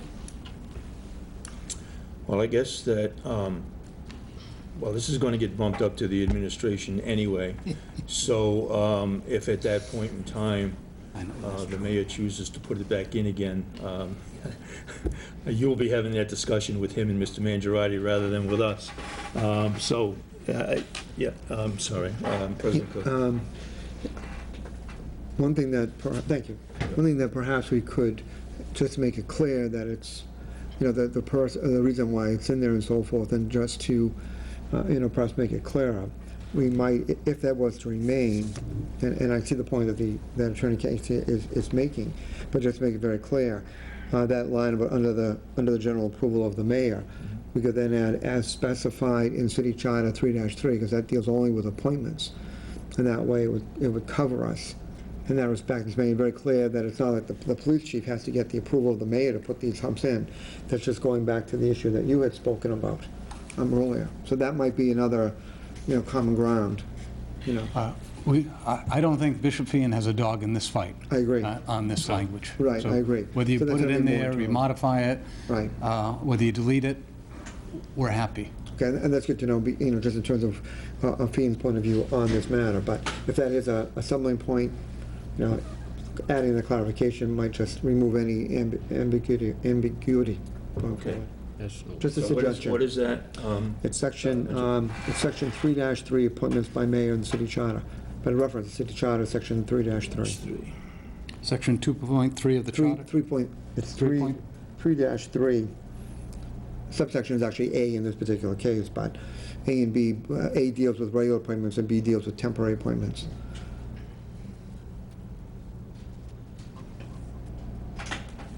So why don't I just go back to the office and give me a couple of hours and I'll be back here. We may not be here. Did you want to take a vote on those? That would be billable hours. Well, I wanted to make sure that we I don't know have if I get resolved time and this a issue. half, but before we maybe do I that. should. So, yeah, Mr. Denley, I'm sorry. I'd just say what Attorney Casey's saying makes the most sense to me. If it's already implicit that department heads work at the pleasure of the mayor, then we could talk about how we're all confined by gravity too, but that doesn't need to really be put in the contract because it's already an implicit thing that's occurring. So I would say for now, it would probably be easier to strike it. And like you said, we need the mayor's signature anyway, so if he doesn't like it, we'll hear about it. But he still has the same powers whether we mention them or not. So I'd say strike it. I'm also in favor of striking it because I think it's a complexity that doesn't need to be into the agreement. The reality is the Attleboro Police Chief is a civil service union employee. Non-union. Is a civil service employee. Correct. And the mayor can dismiss him if he doesn't like what he's doing, and we can go into another $20 million lawsuit. But if the mayor doesn't like what he's doing, the mayor can address it with him. I mean, they talk every day, so Yeah. I think we take it out of here. Yep.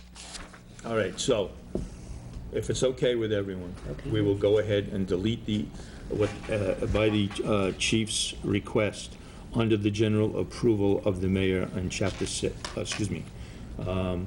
paragraph 6.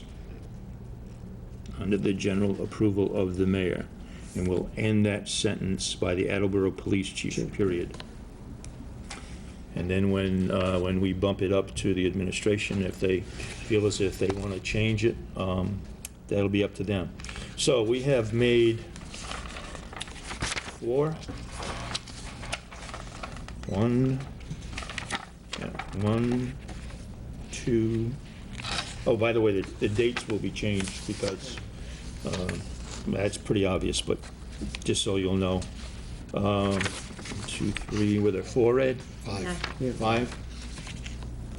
5? 4 or 5 amendments? I have 4. I have 5. I have 4. In paragraph 3, we've deleted owing to direct traffic into Harvard Street. Yep. Oh, We changed city official to chief of police. Yep. yes. In section 6, we deleted and such action is supported by the municipal council. Yep. Yes. We added the humps must be in compliance with city ordinance 10-4.17B, Yep. and we took out under the general approval of the mayor. That's 5. Okay.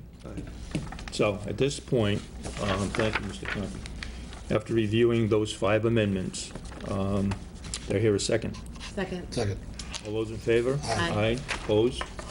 So this document is hereby amended as the motion passes. And,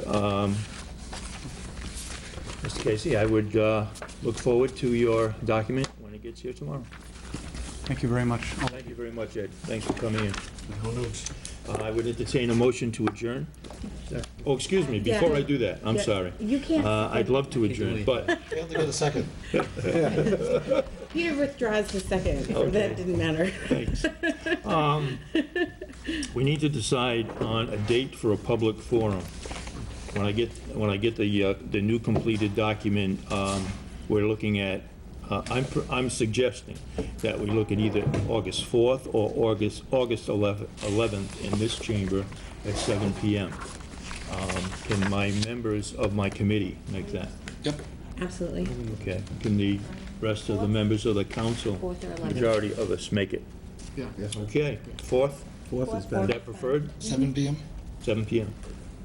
4th is preferred for me. Okay. That's fine. That's what we'll go with, August 4th, 7 PM, the public forum on Harvard Street. That invitation will be mailed out to all of the area residents of Harvard Street, along with the amended document that we have in front of us.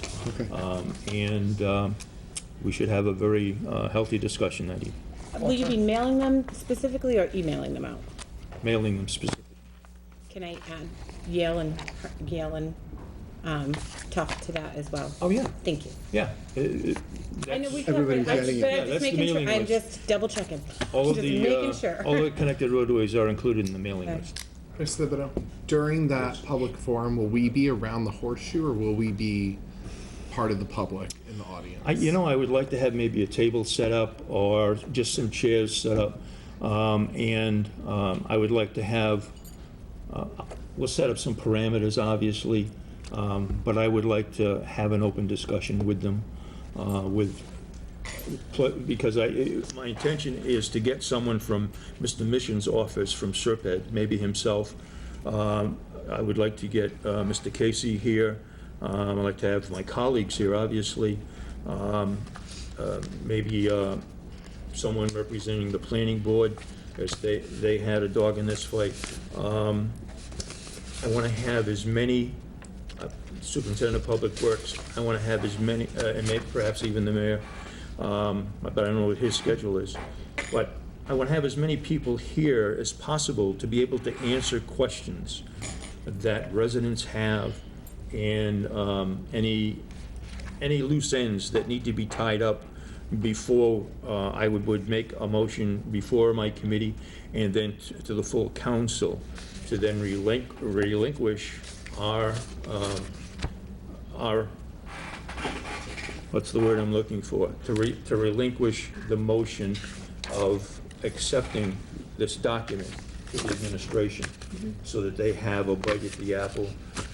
Although I've been keeping everyone informed as to the changes as they have been being made. The administration is quite aware of what's going on. And in fact, we've had separate meetings at times with Mr. Serpent and Mr. Casey. So everybody will be aware of what's going on both the council level and the administrative level well before the forum would take place. But the idea of inviting as many people to answer questions is try to get as much of the anxiety, if you will, or apprehension resolved beforehand. Mr. Conti? Just a point of clarification, which I think follows Councilor Denley's question. In this forum is not a public hearing. In a public hearing, we ask people to come before the council to hear their comments. A forum is to have an exchange of ideas, so the councils are expected to participate and talk and interchange with the members of the public. I will still ask, I mean, I will still chair the forum as the chairman of this committee. So I will still ask for some decorum. I will still ask that only, one or two people are speaking to each other at the same time. I don't want a mob mentality or anything of that nature. And I don't think that's going to be difficult to be able to control. We have reasonable people on both sides. So, and it's just taken a long time to get to this point. I think that people are reasonably, I don't want to use the word happy, reasonably Acceptable? reasonably acceptable, thank you, to the fact that they have been heard and that a reasonable effort has been made to take their concerns and try to work something out. This is on both sides, not just residents, but the concerns of Bishop Fee's administration on behalf of their students as well. So I think that we're going to have a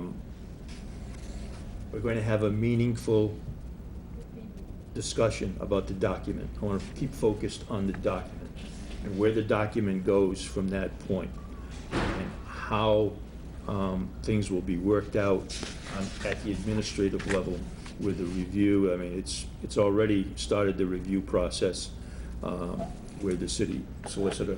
Obviously it will continue, and but I don't want to leave any loose ends.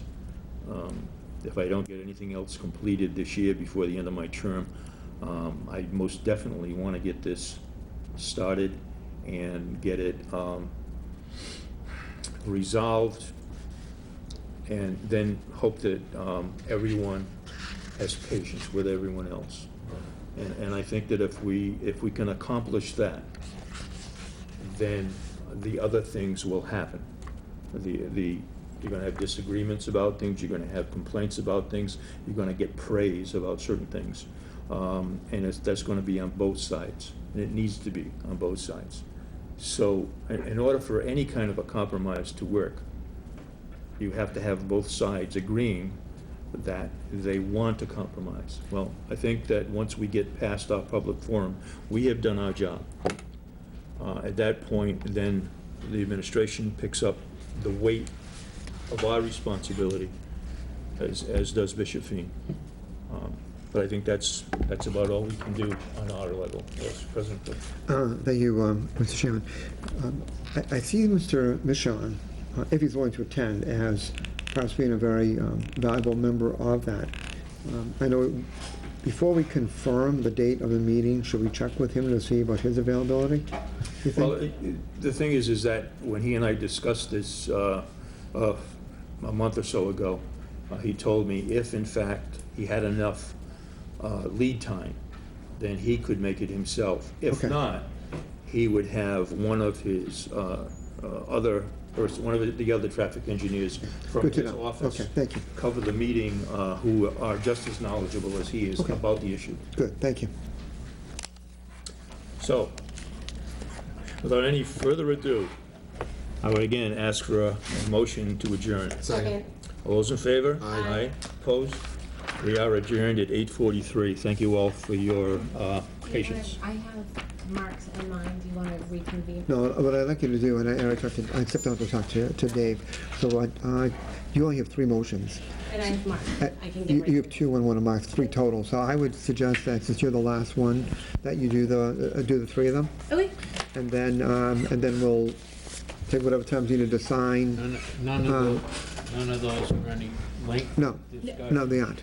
20, 40 minutes apiece. Yeah, at the most. Ed, sit back I down. know.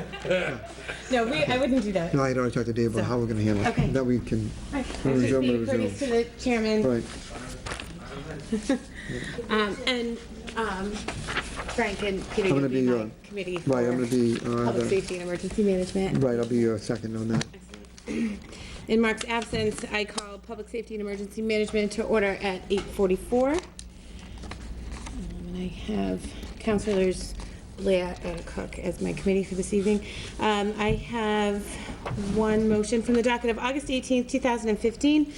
I entertain a motion in accordance with Chapter 1, Section 12 of the revised ordinances of the City of Attleboro to approve the request of the mayor to allow the police department to expend approximately $19,486 in any further grant amendments of the fiscal year 2016 911 training grant from the Executive Office of Public Safety and Security, EOPSS. Second. Thank you. I spoke with the chief yesterday. And this is, we're very fortunate to receive this grant every year. It's our annual allocation via the training grant of the executive offices. All 911 certified dispatchers must receive no less than 16 hours of continued education per year, and this is what this money goes towards. Any questions, comments, concerns? Move for a vote. All those in favor? Aye. Motion passes. Thank you. I adjourn Public Safety and Emergency Management at 8:46. Second. All those in favor? Aye. Aye. Motion passes. Thank you very much.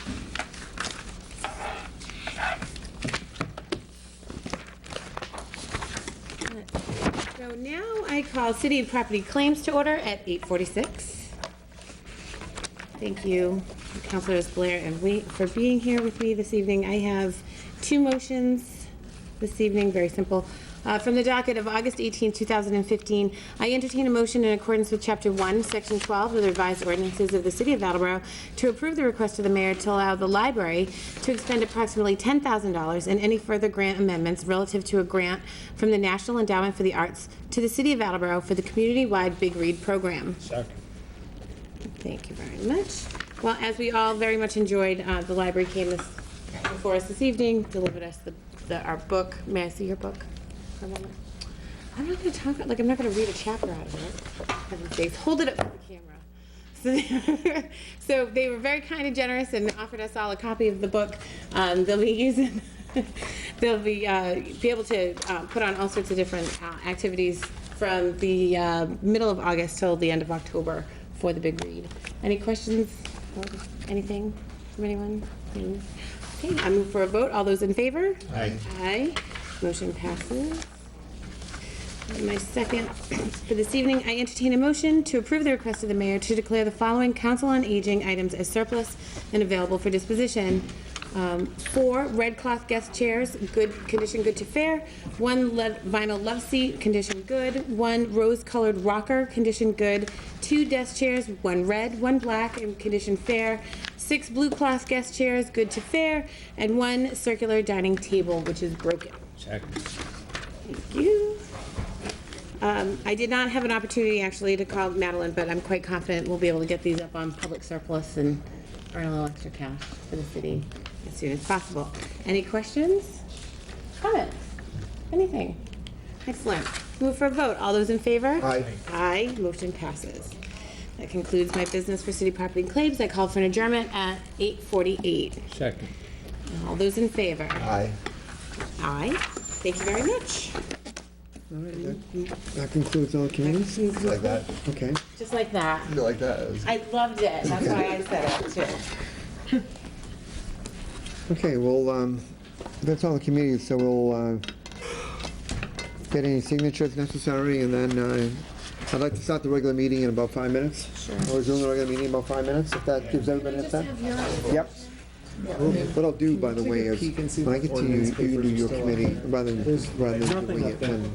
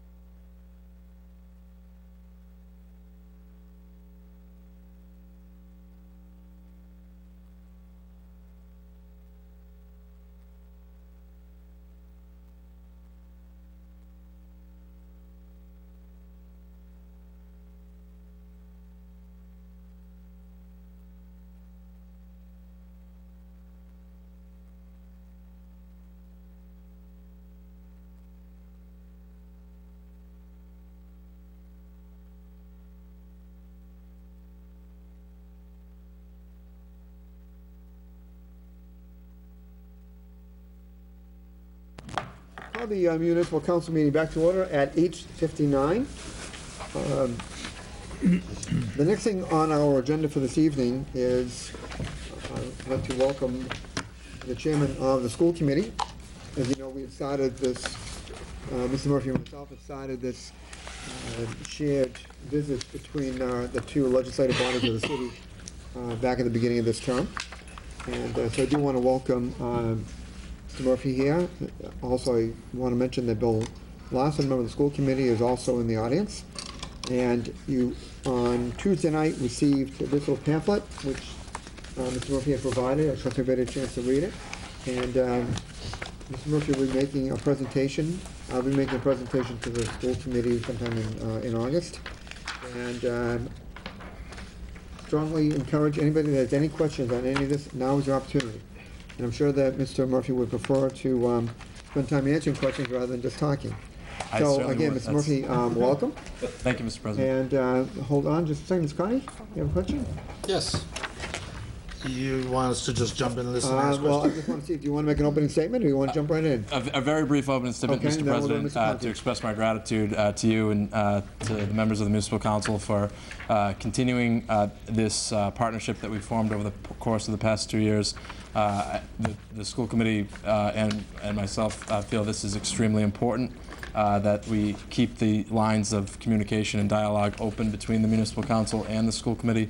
And frankly, I think it gives us an opportunity on the school side to really promote some of the good things that are happening in the school system, and to bring to your attention issues of concern and challenges that we are facing. So with that, I suspect that I have, as President Cook said, I did provide some documentation earlier this week that included three sort of major issues, things that are happening within the schools that I wanted to make sure that both you and the community are aware of. I know that you are, partly because they've been well publicized, partly because I've been here in the past discussing them with you. Those three things being the leadership transition that we are in the process and will be in the process of conducting over the course of the next year. The strategic planning process that we have been in the process of developing over the course of the past year, which I suspect will come to a conclusion, I hope in August, possibly in September. That it's essentially we're down to some logistical issues, and I can't say exactly when that is going to come in for a landing, but it will be soon. And then sort of a continuous issue that we've discussed in this room many times, and that we discuss in the school committee conference room often, which is the budgetary challenges that the school system is currently fighting through and will be over the course of the next fiscal year. So with regard to those issues, or frankly any others, I'm more than happy to take your questions. Very good. Thank you. I would first recognize Mr. Conti. Thank you, Mr. President. You're because and thank you for taking questions, because what I want to talk to you about is what's been gnawing at me. I've been in Attleboro for 30 years, and I've seen a parade of superintendents go through, and I don't have children in the school system, so I haven't really paid a lot of attention to the superintendents. The earliest one I remember is a guy named Bart, and that was a long time ago. O'Connor, I believe. O'Connor, right. It was a little before my time as well, but... Okay. But my question, specifically to Mr. Sawyer, is that you state in your letter that, down in the next to last paragraph, that he is a longtime Attleboro public school educator and is ascending to potentially a long-term superintendency. Yes. And in thinking of my 30 years and the number of superintendents have come through, and since I've been counselor, I've been paying close attention to what's going on with superintendent. And that involved Pia Durkin, and I did know the superintendent before Pia quite well. And Kevin Sheehan, and now David Sawyer. The question I have to you is, I don't think we can have an expectation of a long-term superintendency in today's world, because my sense of it is that superintendents of large school systems, such as ours, tend to change positions a little bit more frequently. And that the pressures on that position are tremendous. Sure. From all sides. I mean, we see it as counselors, I can only imagine it's 10 times worse as a superintendent of a school system with 5,500 kids. Has the school committee addressed the tendency of the superintendent during your term, his involvement in the school committee? Have we addressed You addressed the tendency, to turn over? the length of time a superintendent would serve. I think we have addressed it in a very definitive way. I would say that, the interview committee that put forth the unanimous endorsement and recommendation that Mr. Sawyer be considered a finalist before the school committee made that point, and I think it's an excellent point. I think it's a critical point that Mr. Sawyer is the first superintendent candidate, now superintendent-elect, to have the prospect of a long-term superintendency following a long-term tenure in the Attleboro schools. We have had internal candidates in the past. Mr. O'Connor was an assistant superintendent who ascended to the superintendency upon the death of Mr. Coelho in the early 80s, actually before I was born. But before that, or excuse me, after You're that. making me feel No, very I'm not. old. If we go back much further, I can't even tell you what the names were. But I can tell you the transitions over the course of the past 40 years. And with that exception, and even that it's more sort of a gray area, but with that exception, because Mr. O'Connor had different positions but wasn't necessarily a career educator in the Attleboro schools to the extent that Mr. Sawyer has been. But we have not had someone who was appointed internally who was only halfway through his or her career. We've had internal candidates appointed with a expectation that was fulfilled that the administration was not a particularly lengthy one.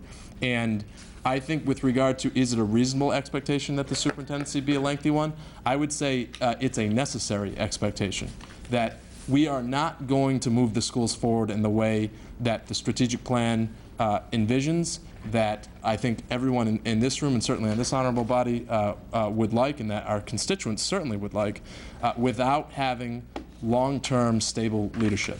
And while I think that the interview committee articulated quite well and at length the basis for their recommendation, and for anyone who has seen the multiple public meetings at the school committee that this has been discussed, I think the committee members have as well. But the fact is, Mr. Sawyer is someone who is in a somewhat rare demographic of having lots of experience and lots of time to go. And so, is it a challenge? Yes. Are the pressures immense? Yes. Is that why in many communities, including ours, superintendents turn over more frequently than a best practice would require? Yes, but I think it's incumbent upon this school committee, future school committees, and frankly, all of us as a community to understand that we as a community are going to decide how long this administration lasts, and if we want the schools to make the type of progress that they are clearly capable of, and there's a tremendous amount of evidence that they're poised to excel, and they are excelling in many ways, then we need to, as we've said, we need to stand behind our community's new educational leader, and we need to do it for a long time, because it's a challenge, but it needs to happen. There can also be drawbacks to a long-term superintendent, because change might not be such a factor in a long-term superintendent, but I have confidence, and you touched upon it, with the best practices. What I've seen the school committee develop in the recent past, and I remember the focus groups you had before you hired Kevin Sheehan, and I've been monitoring, as the council has been improving its relationship with the school committee, the best practices that you've put together in terms of a mission and guidelines and goals. And I think that a long-term Attleboro grown superintendent is stepping into an environment that is designed for success better than what I have seen in the past. So congratulations to you for leading an effort that I think Mr. Sawyer can succeed in. And I think that is part of the responsibility of the school committee. I appreciate the comments, and certainly there's a lot of credit to go around in the school committee and throughout the administration, throughout the community, frankly, in terms of this being an environment in which an individual can excel. I think you're right. I think that these are conditions under which a superintendent can excel, particularly if you've got the right person, and we do. So, is it going to be a challenge? Yes, but it's something that has to happen. Sorry to get you right off into the meat of the issue. No, I like it. I hope everyone else has got some more. That was really the only concern I had in all of this was longevity, and I approve of what's going on. There's no substitute for long-term stability. And I think that's what the interview committee saw in Mr. Sawyer. That's what the school committee has seen in him. And I am confident. Long-term stability is fine as long as things continue to improve. No question. But I think if anyone has ever spent any time with Mr. Sawyer, he's not exactly someone who likes to stand still. And so I think that it's a very good point, because we don't need stagnant leadership over a long period of time. Correct. But that's not this guy. So. Thank you, Mr. President. You're welcome. Mr. Pryor, kind of bring some sort of support. Are there any other questions relative to the, before we get into the other parts, relative to the superintendent itself? I will shorten my response if there are more questions. That seems like a fair exchange. Hey, you can't help it if you're asked the question. Right, right. Are there any other questions regarding the superintendent at this point? I would like to ask you, what has been the overall reaction that perhaps you or other members of the school committee have gotten from the community relative to this decision? Overwhelmingly positive. I think that's, again, this is a very unique situation. I mean, not for every district, but it's unique for Attleboro to have watched the ascendancy of an individual who so many people throughout the community know and have relationships with. And so I think there's a lot of sort of enthusiasm and warmth for people who know Mr. Sawyer personally. I think there's a sense of relief that the next indefinite number of years are essentially spoken for, and that there's an expectation that the type of professionalism and collaborative leadership style that he has brought to his other leadership roles throughout the district will now sort of set the standard by which all individuals in decision-making roles in the schools will be judged. So I think, trying to get people to pay attention sometimes during the middle of the summer is not always the, but having a superintendent transition is one way to wake people up. And so that's, I think that's certainly happened, and it's been very positive, very enthusiastic. Okay.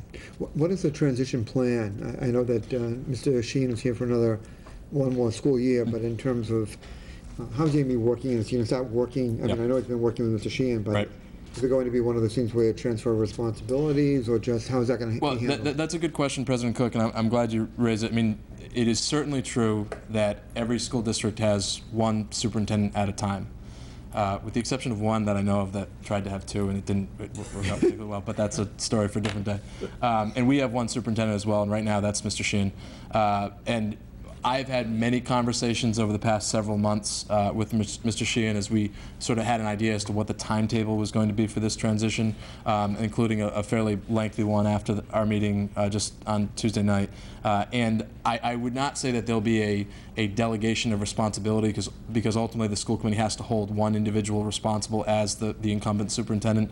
But I do think that we as a school committee and as an organization in the leadership roles have a responsibility to capitalize on this fairly unique situation of having a year's notice as to who ultimately is going to take the reins. And so we're going to be developing a series of opportunities for Mr. Sawyer, both internally within the school system and externally throughout the community, to meet with constituents, to hold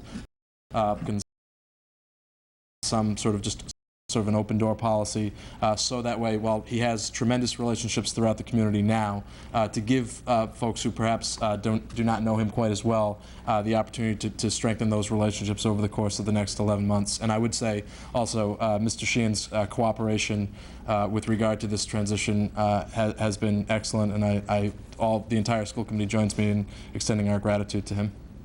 That's good to know. I was wondering about that, not only the transition, but also just in terms of the working relationship between them and even going forward. So that's good to hear. Councilor Parika. Thank you. Thank you for coming in tonight. Thank you. Jim Murphy, I can share, expand a little bit on Mr. Murphy's comments. my children were fortunate enough to be part of a roundtable breakfast discussion with Mr. Sawyer, and it was very interesting it was a variety of middle school kids, high school kids, and they were speaking directly to him. Because of his experience as a classroom teacher and moving on, he hasn't forgotten his roots, and he's not solely an administrator and doesn't talk to the underlings under him anymore. And they hit him with some really tough questions, which I was impressed with for a bunch of young adults, and it was a great conversation. And it really made me very excited as the Attleboro Public Schools move forward to have him as a leader. I'm looking forward to watching how that all works out. And I was really impressed with how respectful with every, whether it was about school or the facility structures of the high school. So, If I could just respond to that briefly. Sure. It was an excellent opportunity. I have been a student, and it is an invaluable experience for students to sort of get a glimpse behind the curtain a little bit during a hiring process to see that professional environment and adults at work. And I would say that they as usual, the Parikas and other student leaders who were in attendance at that breakfast exceptionally. I think there's over the course of this past year returned to the classroom to teach I think it's considered an elective. If it's not, I'm going to get in trouble for saying it's an elective. But, it was a humanities course that prior to today, just ever since, which is,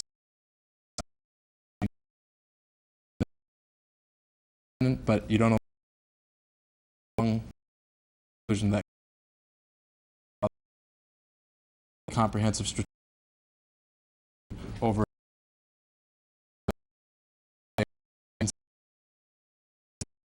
and again, you know, I say to the school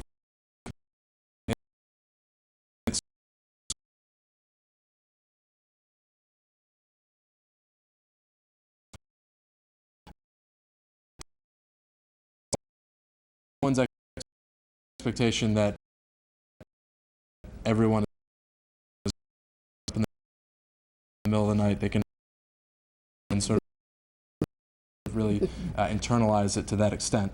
But this is something that for many years, it's a 5-year plan,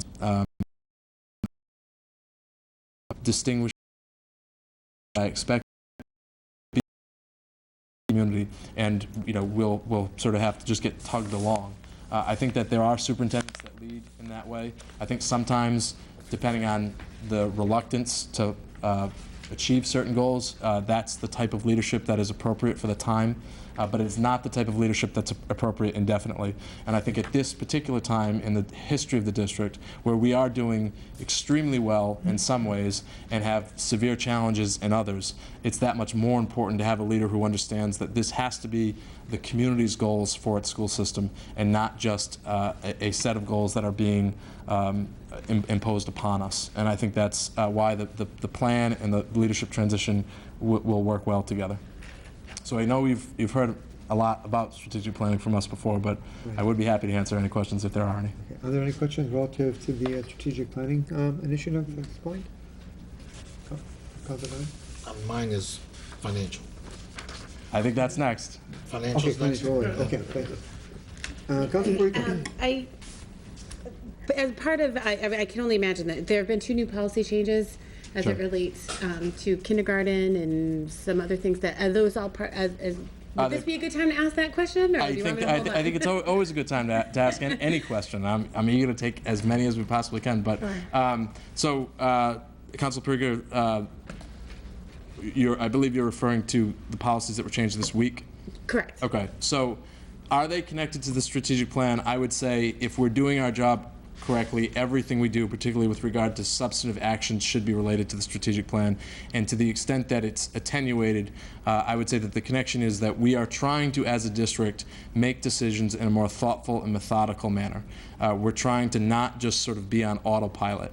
And we are trying to cultivate greater investment and greater stakeholder connections. And so the two policies that you're referring to, which were discussed at length throughout the course of the year at the policy subcommittee and at the school committee level, is that we are returning to a practice, although a modified version of the practice that was true for Attleboro for a long period of time, at least up until the mid-90s, and it is true in many school districts throughout the Commonwealth, and that is that non-resident staff members will have an opportunity to enroll their children in the Attleboro schools.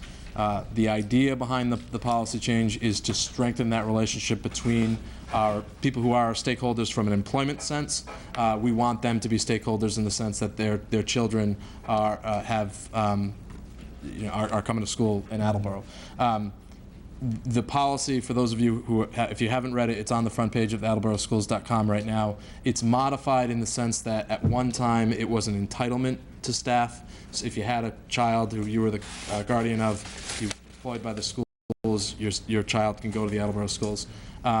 This is modified in the sense that, and it's related to our space issues and some of our capacity issues. You have the opportunity to apply to the superintendent of schools. The superintendent has criteria that he can examine. It includes the best interests of the child, includes whether there's space in the grade level that the child would be enrolled into, and there are a couple other criteria. If you're someone who lived in Attleboro, your child was enrolled in Attleboro and you moved out, but you're a staff member, that would be looked at favorably. Or if you're a staff member, perhaps a new staff member, and you're considering moving into the district, that's another criteria. So it's a totality of factors. None of them are automatic. And so that's that is the children of non-resident staff. And the other policy change this week, we have, and I'm glad you asked about this one, because for reasons that I don't need to drone on about, I suppose. But right now there is a up until this week, there was a hard and fast deadline of you have to turn age 5 on or before September 1st. It is not the case that the school committee has changed that policy because we get complaints every year about people whose children turn 5 on September 3rd. We do, as it turns out. Excuse me, I know someone who has a birthday on September 3rd. But that is not why the policy was changed. It's because under the strategic way that is thoughtful and more deliberate.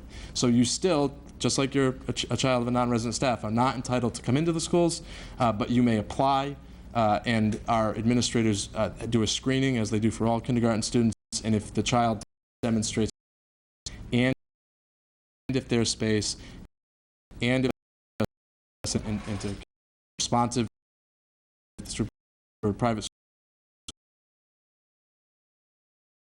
and they've already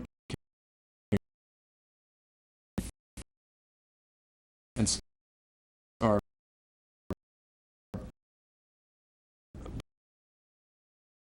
some other type of schooling, and it puts them in a really difficult spot because they basically just told to cool their heels for a year, and that's we're trying to look at that in a more deliberative manner. Those policies really take effect in the 16-17 school year.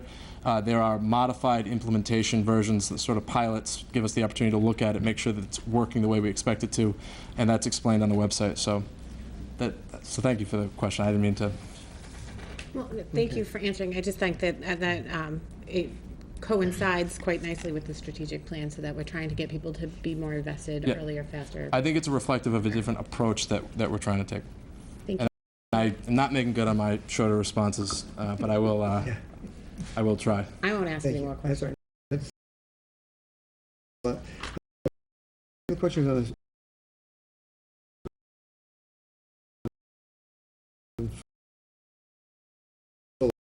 With the jump, and they are not. I'm the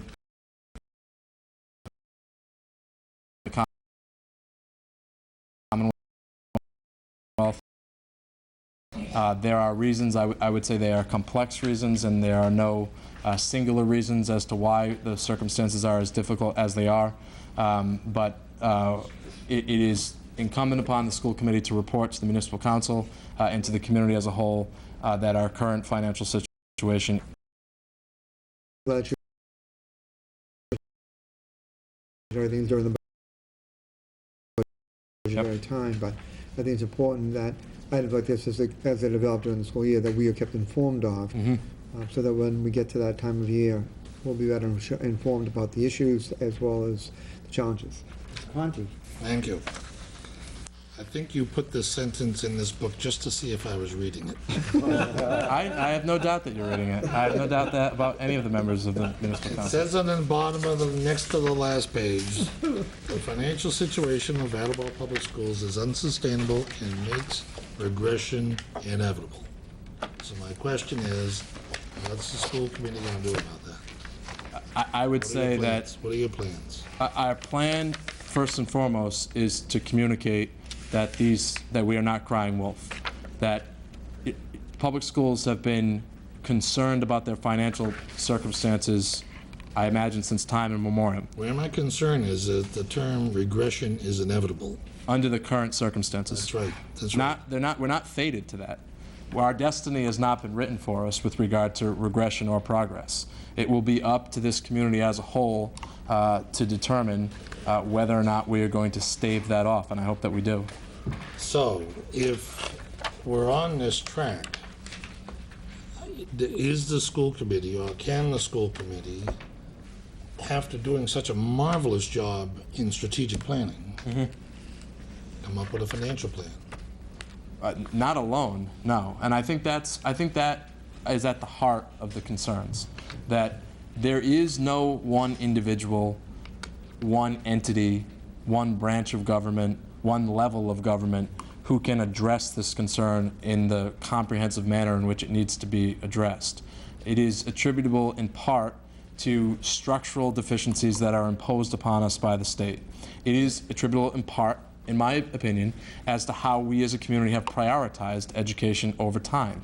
And I think that there have been times, and I frankly, this was a concern that was exacerbated for myself and for the school committee over the course of this past budget cycle, where there's been an expectation that we are, for some reason, not allowed to either disagree with priorities or to express concerns about the priorities that are being employed or to being realized. And so, who's going to solve it? My answer to that would be, I think it's not going to get solved unless all of us are going to work together to develop a strategy, both to identify where we need to go, which is what strategic planning is about, and then how we're going to get there, which I think is the next round and more difficult type of conversations that we need to have. So, David, is the school committee going to try to attempt to put together a strategic financial plan? We are, well, I think that's part and parcel with the strategic plan Because itself. I don't think you're going to get buy-in from the state. You know, the Pope just had a conference on global warming and invited all the mayors of America because he knows the federal government's never going to get anything done. The issues here in Attleboro, we can't depend on the state with its mandates, and we won't go down that road. Thank you. To change. Well, here's what I would say to that, Mr. Conti. I think that it is certainly true that flawed state formulas, problems created and then imposed upon us by the state, is no excuse for those of us at the local level to not prioritize education appropriately. I agree. However, it is also true that the scope and magnitude of the challenges we face are challenging to address solely at the local level.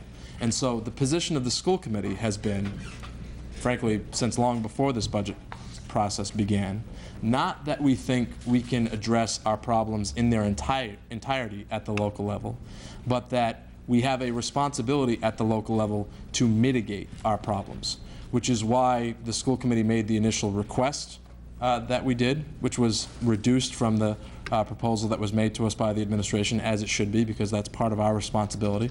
Also, it's part of the administration's responsibility to articulate a clear vision as to where we really should be. And it's part of the school committee's responsibility to pass a budget request that is reflective of our educational needs, and then to champion that request and to advocate for it, because that is what's based on what the schools need. It is what we need to service students properly. If the school committee didn't approve a budget request based on our educational needs, I would say that we could just pick a number out of a hat, because if there's not a correlation between what we're voting on and what we actually need in the classroom, then I can't imagine we would have any credibility. So I know there are some, and the school committee not in significant needs that are not being met because of our limitations to address them in municipal departments all over the city. That's certainly true. But I do think there's a reason that one department has an autonomous to advocate for it, and I think the reason for that is because so much of what happens throughout the city is dependent upon the progress of the public school system. That when it's the reason people are moving in, and unfortunately at times moving out, that municipal entity is unique amongst all others. And that is why when we advocate for it, we do so aggressively. It's why we don't make any apologies about that. And it's why we will continue to do so in a professional and diplomatic tone, as I think we have throughout. But we can't sugarcoat the fact that what we have going on in the Attleboro schools right now, while we've got evidence of progress all over the place, it is extremely fragile progress.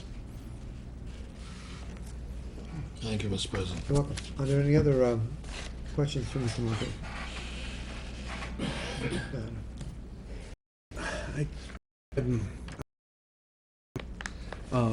A year ago, we sat in this auditorium with the majority of the schools, and we actually increased taxes in order to help the schools.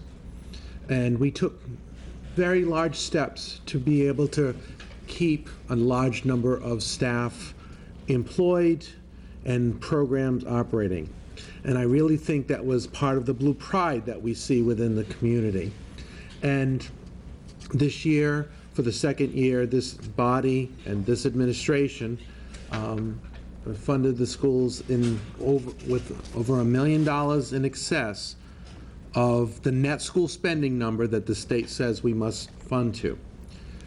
So when this body has taken a stance that we are trying to move in your direction in terms of funding schools even more so, because 12 years ago we weren't even meeting the net school spending number. Then we met the net school spending number, and now we're $1 million over the net school spending number, which is, I think we need to look at, okay, we've made some accomplishments, and the schools are making great accomplishments as well. And remember, I'm coming from North Attleboro, where if you want to see regression, I'll take you on a tour, because that's going to be something different than what I'm seeing here.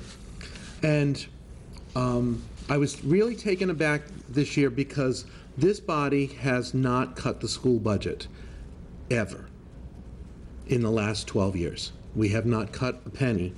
There were some issues with transportation where we trimmed back, and eventually that came forward. So this body has never cut the school budget. And yet I was asked by someone, why did you cut the school budget? And we didn't. We've provided every dollar that I have always voted for, and I believe everyone here has always voted for every dollar that we constitutionally could.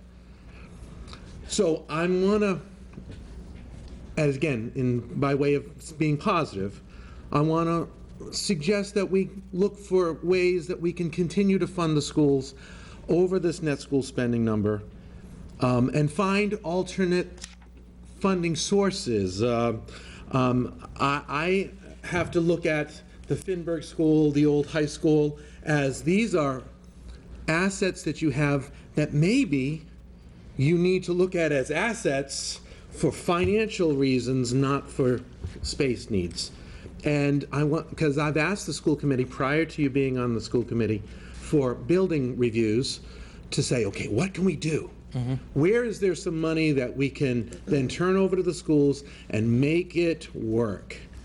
And so I don't want to be sitting here going, I'm being torn apart. I didn't want to be upset on the inside, so I want to come forward as a positive, saying, let's work together and find some funding sources to be able to make the advances that you want to make sustainable, but move it forward. And understand that at least this body has moved forward and recognize that we've made steps forward, and we're not like a lot of other communities. That doesn't mean we're at the end, because I don't think there's a finish line in this. This is more than a marathon. This is for life, and for all of these kids. And every year it's going to be a new start, and every year it's going to be.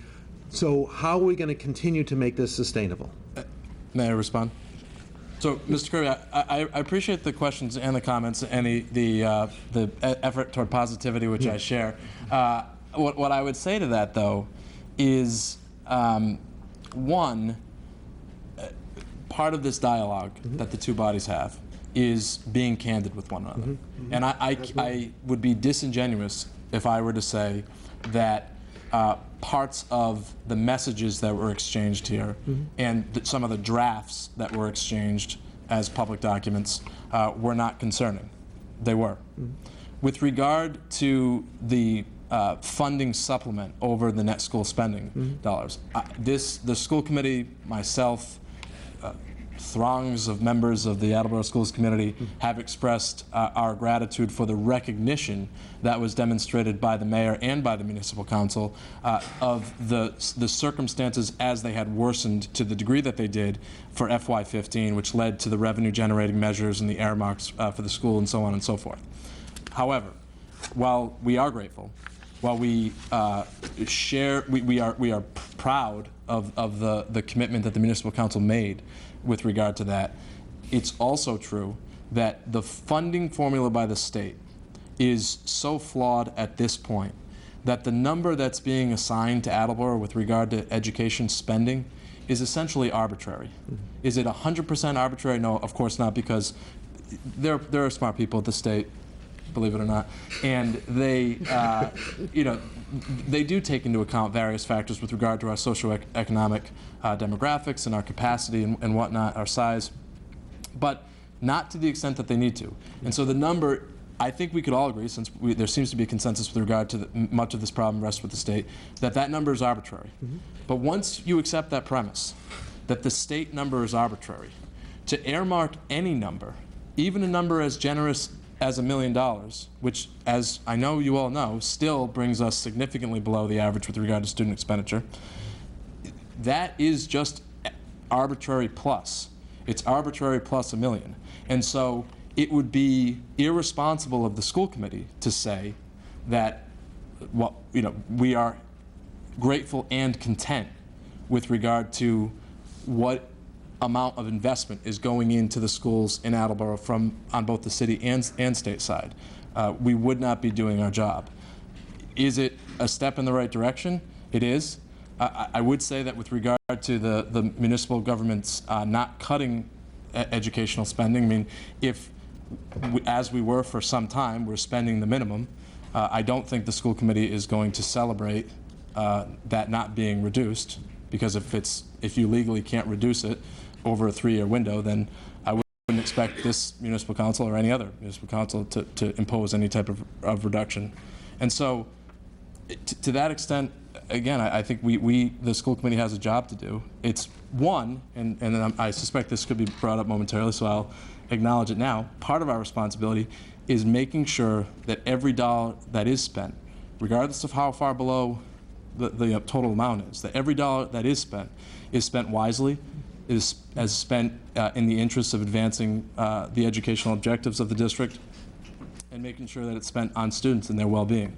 And I think that's a responsibility that we take very seriously. And I would say that the center of our attempt at imposing that type of fiscal discipline and responsible stewardship is in the strategic plan, so that we can identify for the community in a very transparent manner where we want the investment to go and the potential impact we think it could have.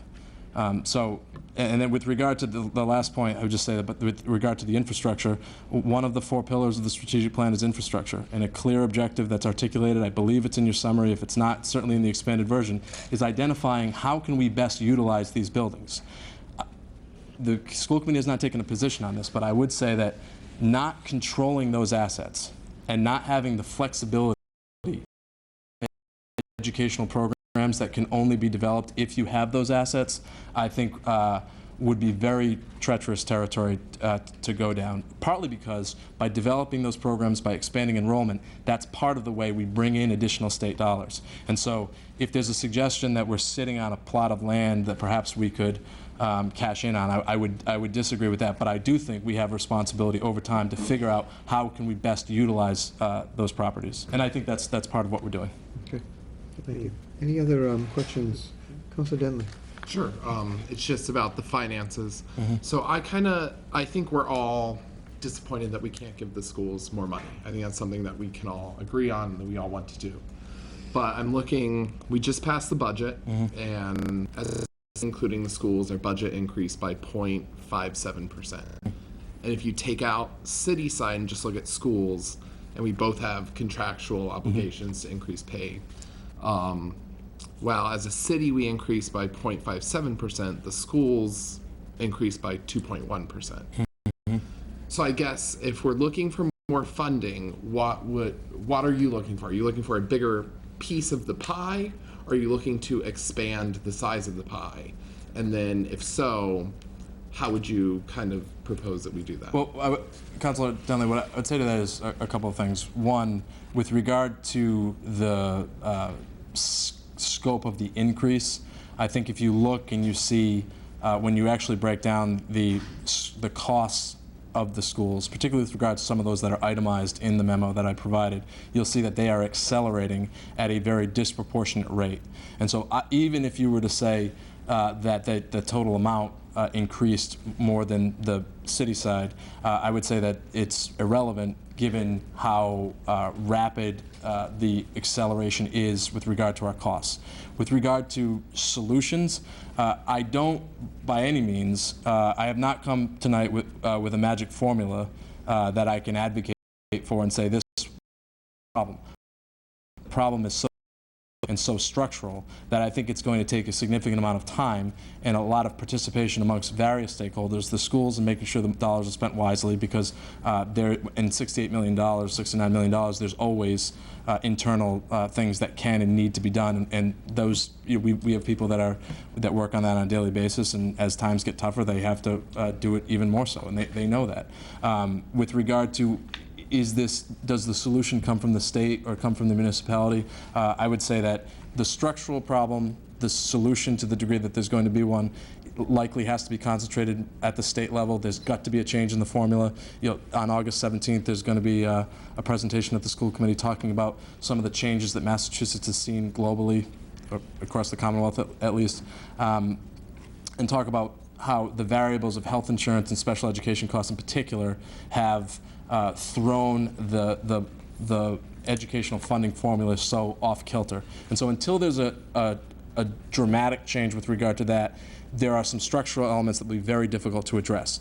That being said, I do think that within the entire the universe of priorities at the municipal level, I do think that there's opportunities for mitigation. Any other questions or comments at this time relative to this matter? I just had one. We all know that the state is looking at some of this. The mayor was serving on that committee and so forth. But I was curious in terms of the role of the school department or the school committee relative to our current state delegation. The 2 state reps and the 2 senators that represent Attleboro. Have you got any sense from them in terms of, what can be done or what they can do to help us, because I agree with you, the school committee, one of the advantages of the school committee over us is that while you do have the largest share of the state budget, you're also there as an advocacy group, and yet that's something that the council to a certain extent doesn't have, because we have, we have to not only consider the needs of the school committee and the school system, but also the needs of all the other, departments, and it's always a balancing game. Yeah. And I agree with you. I think that a big part of the problem, and we face it too, with, and we'll get into it, but it's the county mandates of the mandate that really, have hampered us. I know I've talked to the state delegation for years, and others, including the lieutenant governor fairly recently, relative, to these mandates, and I'm glad to see the Baker administration is focused on trying to address some of those. But I'm curious in terms of any perhaps guidance that you may have received or hope from our state delegation. I would say that we certainly communicate on a regular basis, both informally and we have communicated in a more formal manner in the past, over the past couple of years. I think that the Foundation Formula Review Commission, which you referenced, which one of the individuals speaking to us on August 17th, which I would, if you're around, I would encourage you to come, is an ad hoc member to that commission, and will be speaking to some of these difficulties that are being felt in school districts across the Commonwealth. And I think that that commission at the moment is the entity of the state government that is looking the most closely at this. And it's not to say that our representatives and our senators aren't. I assume and I hope that they are. But I think that the commission is where sort of the greatest effort is being concentrated right now, which is why we've asked them to speak to us on August 17th. To give us some greater context in which this is happening. And I would just say that, and I hope this is reflected in my comments, that no one on the school committee suggests that this is easy, or that there is an easy solution. But as I said, I think we have a responsibility to communicate and to articulate to you and to the broader community that that we are not crying wolf with regard to this. It's $69 million. Country, as I said, something that we need to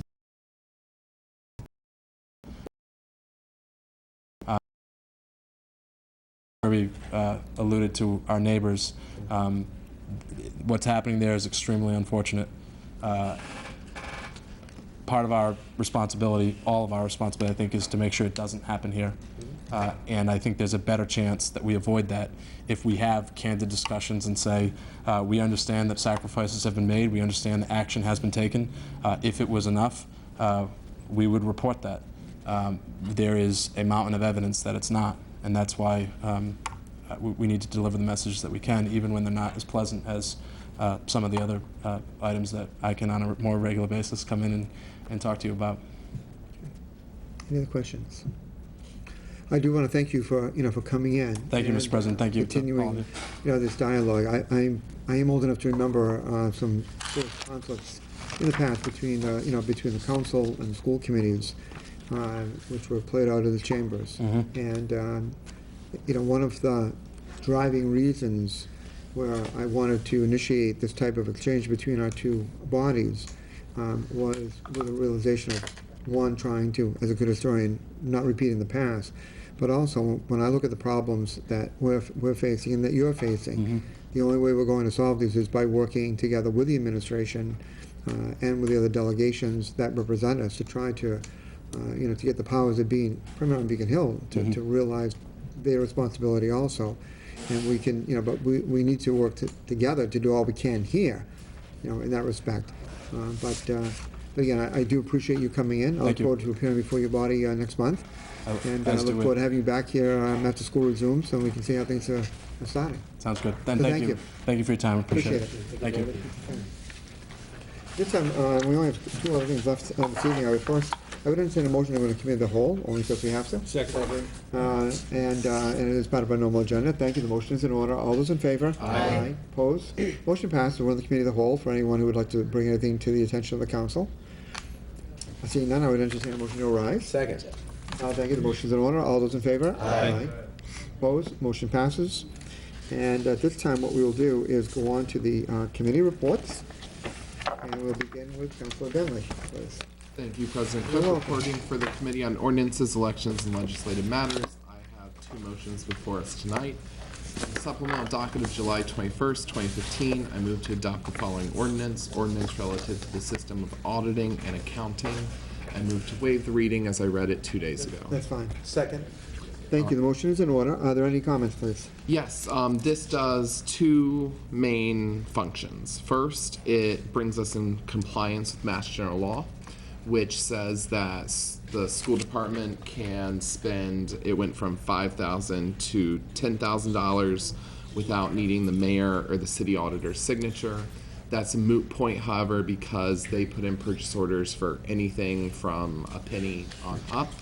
And the second function this does is, at our discretion, it increases the amount that department heads can spend without purchase orders from $200 to $500. The $200 amount was set in the 1990s. Ms. Gould came before us and explained that she used a number of different factors: reasonableness, inflation, how much things might cost. And she feels that $500 would be a fair amount to allow a department head to spend without a purchase order, in case of shovels or some unforeseen expense. Those are the two main things this does. There were no discussion during committee, and I think it's pretty clear cut. Okay, thank you. Are there any other concerns or comments? Councilor Conti? Yes, Mr. President, I'll be voting against this measure because I take issue with the argument put forth by the city auditor for the first part of this ordinance that that even she, I think, wavered on, because she agreed with me that there's an absolute risk that when you move from 200 to 500, there's a potential for issues to be developed. There's an old saying in business that if you mind the pennies, the dollars will take care of themselves. And I think that applies to government as well. And I think the taxpayers rely on this body to, as has been told to me while campaigning, monitor the checkbook. In fact, what I heard was shut the checkbook. But the movement from 200 to 500 is not warranted. The inflation factor that she should have used should have come from the Bureau of Labor Statistics, which are the people who monitor the Consumer Price Index. And their United States inflation calculator does not say that $200 is now $500 in 2015 from 1990 to 2015. You know, if you look hard enough, you can find statistics that'll point to what you're looking for. This raise in value only works to help the system be more monitoring of the dollars that go through from the taxpayer through the city. That if in time the dollar buys less, then we're monitoring better the dollars that we get from the taxpayer. So I don't think, and now listen, I'm a city employee. I don't think that it's right to make my job easier. I work for the taxpayer. So if a measure needs to be put into place so that the accounting is more perfect, then it's my job to make sure that measure is enacted. I just don't feel comfortable moving the minimum spending from 200 to 500 to make government more efficient and to make less work for the city employees. I think that we need to watch the taxpayer dollars very carefully, and that concludes my comment. Thank you. Senator Denley? Yes, I think many things Mr. Conti said were correct, but what he got to at the very end is where we disagree. There's already risk with allowing department heads to spend $200 without purchase orders. So is there continued risk by allowing them to spend $500? Yeah. Are they departments and chairs of their departments, and that's pretty much their responsibility? Yes, so we're letting them do their job. The one point where I do contest is that it is an efficiency versus risk scale, and I think here the risk is rather low. And I think the efficiency increase might be moderate, which is more than rather low. So I think it all kind of works out on balance. I don't see the city going bankrupt because of this. It's kind of, in many ways, it might not be exactly inflation adjusted, but I don't feel that it's all that grandiose either. They're not allowed to go drop $5,000 without a purchase order. So I think, in my opinion, Ms. Gould has led us in the right direction, 10 times out of 10, and I would take her advice. It doesn't seem like a large increase, and there are efficiency arguments to be made. So while Mr. Conti's absolutely correct, the risk is increased, I think, compared to the efficiency that we'll save. It's nominal, and it will really allow some department heads a little bit more opportunity to chair their departments. So, thank you. Thank you. Any, Councilor Blair? Well, I disagree with Mr. Conti also on these points. Being in business for the past 50-odd years, everything has increased tremendously. If we have a breakdown with any city department, city equipment, to go to a parts store and not spend $200 is pretty rare. We're dealing with out-of-town businesses today. They're not local vendors anymore. They're big-time vendors. In the old days, we could stop at Pelletier's Automotive on Pine Street as a department head and said, on a Saturday, I need these parts, I'll get your purchase order next week. And you got it, you got your parts. That doesn't happen today. You don't have that purchase order, you don't get the parts. I know of certain instances where a truck has been down or a vehicle has been down for over a week in order to get a purchase order for a part that costs $250. So I don't believe that $500 is a tremendous amount of trust to put in department heads. We pay a lot of money to government to watch their departments. And if they run out of money, and I think that was Debbie's concern, that, or the gamble was, that it's a little freer to spend, come the end of the year, they won't have any money left. So you've got to rely on their ability to manage. If we put them in that position and make them department heads and managers, then we've got to give them the tools to run their business. And $500 is not an extreme amount. If it was $5,000, maybe even $1,000. But if you're in business today, $500 max before you have to jump through the hoops to be able to pick up that pot is minor. I think anybody here that is in business or has been involved in business knows that $200 today doesn't buy you anything. So I don't think we're putting anything at risk. We've got to have faith in our department heads that they watch their own budgets, make sure they don't overspend. And if they run short, then they're going to have to come back and explain. If anything, I think it puts a little bit more responsibility on them where it belongs. Any other concerns or comments? Councilor White? Thank you, Mr. President. You're welcome. I see this, I see both sides, Mr. Conti, Councilor Conti, Councilor Blair. Therefore, I'd like to move to amend this motion and to raise it from 200 to 400 instead of the 500. Is there a second? Is there a second? I'm not getting a second then. It needs a second, so it's not getting a second, it's on the order. Okay. Are there any other questions or comments?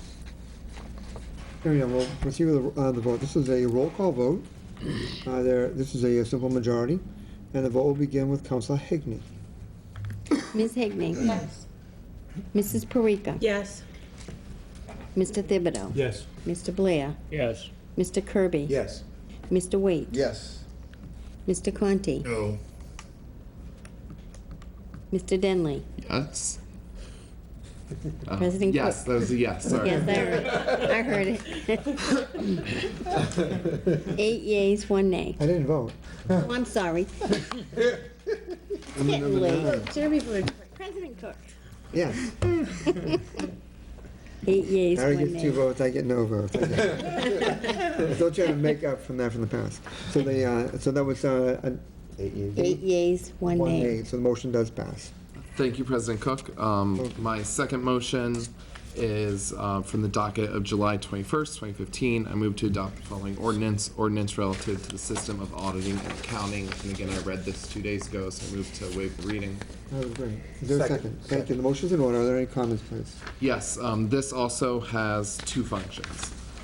The first function is, by law, we have, after the end of a fiscal year, which is June 30th, we have 15 days to pay invoices, and they're not considered paid late. They're considered paid on time because we get a little grace period at the end of the fiscal year. And our ordinance just had the date as July 10th instead of July 15th. So this is changing that error to give us those extra 5 days, which we are entitled to pay our bills and not be considered past due. The second thing it does is it allows Ms. Gould and whoever will be our next treasurer and all those people who pay things to pay invoices on a weekly basis. Currently, there's a weird structure where you pay like payroll 1 week and you pay other things the other week, and everything's bi-weekly and staggered. And we haven't really been doing that anyway. We're a big city. We need to pay invoices as they come in. Money goes out. That way our books are in order. So this kind of changes the ordinance to the practices which we currently practice, which seem to be more efficient for the city. So those are the 2 main functions of this ordinance change. Thank you. Are there any other questions or comments? Hearing none, this matter also requires a roll call vote. It'll be a simple majority, and the roll call vote will begin with Councilor Denley. Mr. Denley. Yes. Mr. Conti. Yes. Mr. Waite. Yes. Mr. Kirby. Yes. Mr. Blair. Yes. Mr. Thibodeau. Yes. Mrs. Parika. Yes. Ms. Hegney. Yes. President Cook. Yes. 9 yeas, 0 nays. The motion passes. Thank you, President Cook. That is all the business I have for the Committee on Ordinances, Elections, and Legislative Matters. I'd like to call for a committee meeting at the next appropriate time. Thank you. Councilor Conti. Thank you, Mr. President. You're welcome. Reporting for the capital improvements in city development, I have 2 motions to bring before the council this evening. The first, motion from the docket of August 18th, 2015, I move to approve the request of the mayor to transfer $4,237.50 from the equipment loan other financing users account to the Attleboro High School Athletic Complex other financing sources account relative to the remainder of funds as an equipment loan authorization from December 3rd, 2009. Second. Thank you. The motion's in order. Are there any comments, please? Fully discussed in our committee meetings earlier. The committee is very comfortable in recommending a council vote on this. Okay, thank you. Are there any other concerns or comments? Hearing none, we will proceed with a roll call vote. The vote will begin with Councilor Hegney. Ms. Hegney. Yes.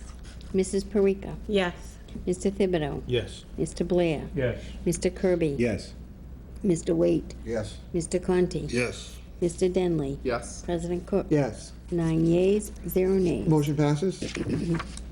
From the supplemental docket of July 21st, 2015, I move in accordance with Chapter 1, Section 12 of the revised ordinances of the City of Attleboro to allow the Recreation Department to expend approximately $11,100 and any further grant amendments through the Community Development Block Grant for federal fiscal year 2015 to fund the youth advocate positions, provide supplies, and assist towards field trips in the Attleboro Youth Center. Second. Thank you. Motion's in order. Are there any comments? Fully discussed on Tuesday night. This is a routine motion which appears before the council each year as the Community Development Block Grant funds are dispersed from the Housing and Urban Development branch of the federal government. That concludes my comments. Thank you. Are there any other concerns or comments? Yeah. Question? Excuse me, did Mr. Conti say 2015 or 2016? 2015. 15. It's federal fiscal It's year. federal Federal fiscal fiscal year. year. Got it. The federal fiscal year. calendar, gotcha. Right. Thank you. They're a year behind. So to speak. That's the problem. It's confusing. It's very It's confusing. very confusing. I understand they're trying to change that. Any other concerns or comments on this measure? Hearing none, we'll have a roll call vote, and the vote will begin with Councilor Denley. Mr. Denley. Yes. Mr. Conti. Yes. Mr. Waite. Yes. Mr. Kirby. Yes. Mr. Blair. Yes. Mr. Thibodeau. Yes. Mrs. Parika. Yes. Ms. Hegney. Yes. President Cook. Yes. 9 yeas, 0 nays. Motion passes.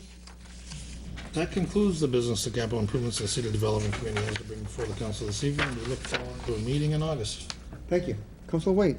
Thank you, Mr. President. You're welcome. Reporting from zoning and land use. I have no business this evening, however, I'd like to call for a committee meeting next week. Month, at the appropriate time. Thank you. I was scared.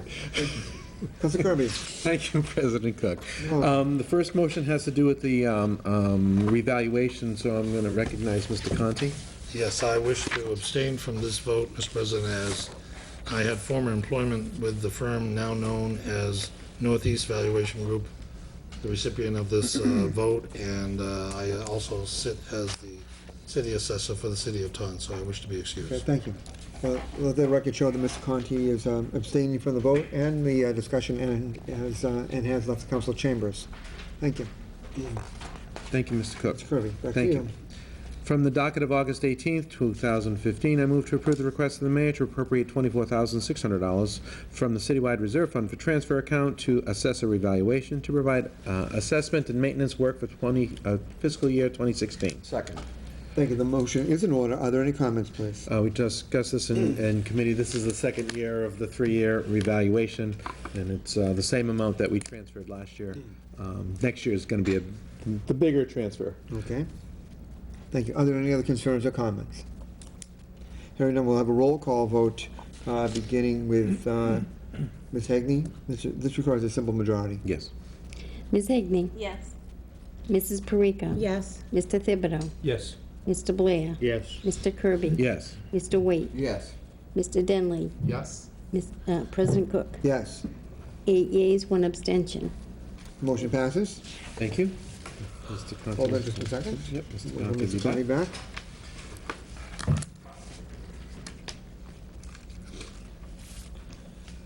And this is just to close that fund, right? Yes. Close fund. Okay. Thank you. Okay. Thank you, Mr. Conti. Welcome back, Ms. Conti. All set? Yes. Thank you. From the docket of August 18th, 2015, I move to approve the request of the mayor to close Fund 2503, sale of city property as follows. Transfer of $41,871.30 from account sale of city property other financing uses to the following accounts. $22,999.46 to general fund other financing sources. These funds will be reported on the fiscal year 16 recap and are therefore available for supplemental appropriation. $1,461 to account wastewater enterprise fund other financing sources, and $17,410.84 to water enterprise fund other financing sources. Is there a second? Thank you. The motion is in order. Are there any comments, please? We discussed this in committee as a recommendation from Ms. Gould, sale of city property. She would like to close out that account, not use that account, so it would be down to zero and then eliminated. And those funds, any funds that of sale of city property would go directly into the general fund. If it's from water or wastewater, they would go into those enterprise funds. Thank you. Are there any other concerns or comments? Hearing none, we'll have a roll call vote, beginning with Councilor Denley. Mr. Denley. Yes. Mr. Conti. Yes. Mr. Waite. Yes. Mr. Kirby. Yes. Mr. Blair. Yes. Mr. Thibodeau. Yes. Mrs. Parika. Yes. Ms. Hagney. Yes. Sorry. All good. President Cook. Yes. 9 yeas, 0 nays. Motion passes. Thank you. From the docket of August 18th, 2015, I move to approve the request of the mayor to approve a supplemental appropriation in the amount of $18,350 to account fire septic replacement for funding to replace the septic system at Briggs Corner Fire Station. Second. Thank you. The motion's in order. Are there any comments, please? We know that this system has failed. We've discussed it. It was discussed in committee, and this is the lowest bidder with a contingency added to it. So to be able to take care of this problem over at Briggs Corner Fire Station. Okay, thank you. Are there any other concerns or comments? Hearing none, we'll have a roll call vote, beginning with Councilor Hagney. Ms. Hagney. Yes. Mrs. Parika. Yes. Mr. Thibodeau. Yes. Mr. Blair. Yes. Mr. Kirby. Yes. Mr. Waite. Yes. Mr. Conti. Yes. Mr. Denley. Yes. President Cook. Yes. 9 yeas, 0 nays. The motion passes. Thank you. From the docket of August 18th, 2015, I move to approve the request of the mayor to transfer $121.80 from the continuing appropriation fund DPW street repair to account continuing appropriation fund other financing uses, and to further transfer $121.80 from continuing appropriation fund other financing uses to general fund other financing sources relative to unused funds for trench repairs throughout the city. This action would close the project to the general fund. Second. Thank you. The motion's in order. Are there any comments, please? We discussed this. The need for these funds has been used up. The trenching has been taken care of. These are unused funds, and we need to eliminate the account and move the funds back into the general fund. Are there any other concerns or comments? Hearing none, we'll have a roll call vote, beginning with Councilor Denley. Mr. Denley. Yes. Mr. Conti. Yes. Mr. Waite. Yes. Mr. Kirby. Yes. Mr. Blair. Yes. Mr. Thibodeau. Yes. Mrs. Parika. Yes. Ms. Hegney. Yes. President Cook. Yes. 9 yeas, 0 nays. Motion passes. Thank you. From the docket of August 18th, 2015, I move to approve the request of the mayor to transfer $1,790 from the continuing appropriation fund police renovations account to account continuing appropriation fund other financing uses, and to further transfer the $1,790 from continuing appropriation fund other financing uses to general fund other financing sources relative to unused funds for the replacement of showers at the Attleboro Police Station. Second. Thank you. Thank you. The motion is in order. Are there any comments, please? Again, discussed this in committee. The project is complete, and this will close out that account. Okay, thank you. Any other concerns or comments? Hearing none, we'll have a roll call vote, beginning with Councilor Hegney. Ms. Hegney. Yes. Mrs. Parika. Yes. Mr. Thibodeau. Yes. Mr. Blair. Yes. Mr. Kirby. Yes. Mr. Waite. Yes. Mr. Conti. Yes. Mr. Denley. Yes. President Cook. Yes. 9 yeas, 0 nays. The motion passes. Two more. From the docket of August 18th, 2015, I move to approve the request of the mayor to transfer $22.80 from Apprentice Cafe other financing uses to general fund other financing sources relative to unused funds for the Attleboro High School Apprentice Cafe. This action would close the fund to the general fund, Second. Thank you. The motion's in order. Are there any comments, please? just like we've done for the last two other motions. This closes out the account. Okay, thank you. Any other concerns or comments?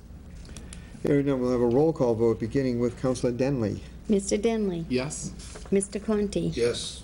Mr. Waite. Yes. Mr. Kirby. Yes. Mr. Blair. Yes. Mr. Thibodeau. Yes. Mrs. Parika. Yes. Ms. Hegney. Yes. President Cook. Yes. 9 yeas, 0 nays. Motion passes. Lastly, from the supplemental docket of July 21st, 2015, I move to approve the following loan order. Ordered that $4,350,000 is appropriated for the construction of a water department equipment and maintenance facility, including the payment of all costs incidental or related thereto, and the costs of preparing, issuing, and marketing any bonds or notes in connection therewith. That to meet this appropriation, the treasurer, with the approval of the mayor, is authorized to borrow $4,350,000 under Section 7, subsection 3 of Chapter 44 of the Massachusetts General Laws, or any other enabling authority. That $100,000 of the amount appropriated shall be allocated to the costs of preparing, issuing, and marketing any such borrowing, provided that any portion of such $100,000 not needed for such costs of issue may be used for project expenses, and that the mayor is authorized to take any other action necessary or convenient to carry out this project. Second. Thank you. The motion is in order. Are there any comments, please? We had a committee meeting on Tuesday on this issue.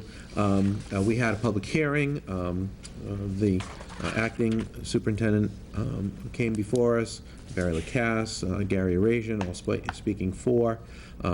As we know, the facility down at on Wall Street is being torn down, and this will be put up in the for the water at the water treatment facility. There's been careful scrutiny over where it's going in terms of Orr's Pond, so there's been a great deal of looking at the siting of this to be sure that it'll be properly taken care of and the environment will be taken care of.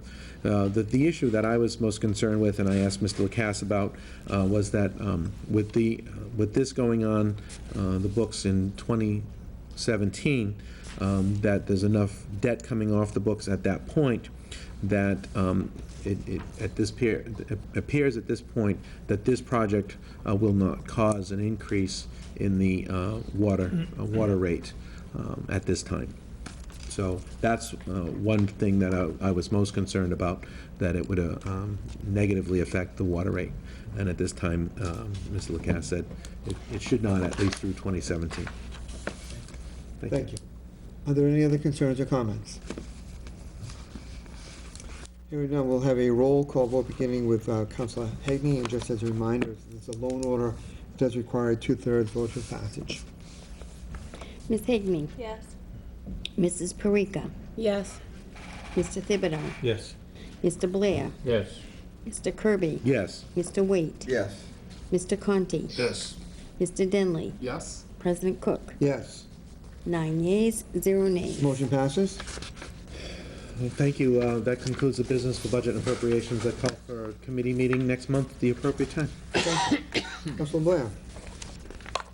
Thank you, Mr. President Cook. You're welcome. From the docket of August 18, 2015, I move to approve the request of the mayor to accept the release deed from Allen Homes Limited Partnerships and the trustees of Meadow Sweet Farms Trust for the land shown as lots 1K, 1L, 1M, and 59 on Assessors Map 171 pursuant to MGL 6077C. This deed would be accepted in lieu of foreclosure and tax title accounts now pending.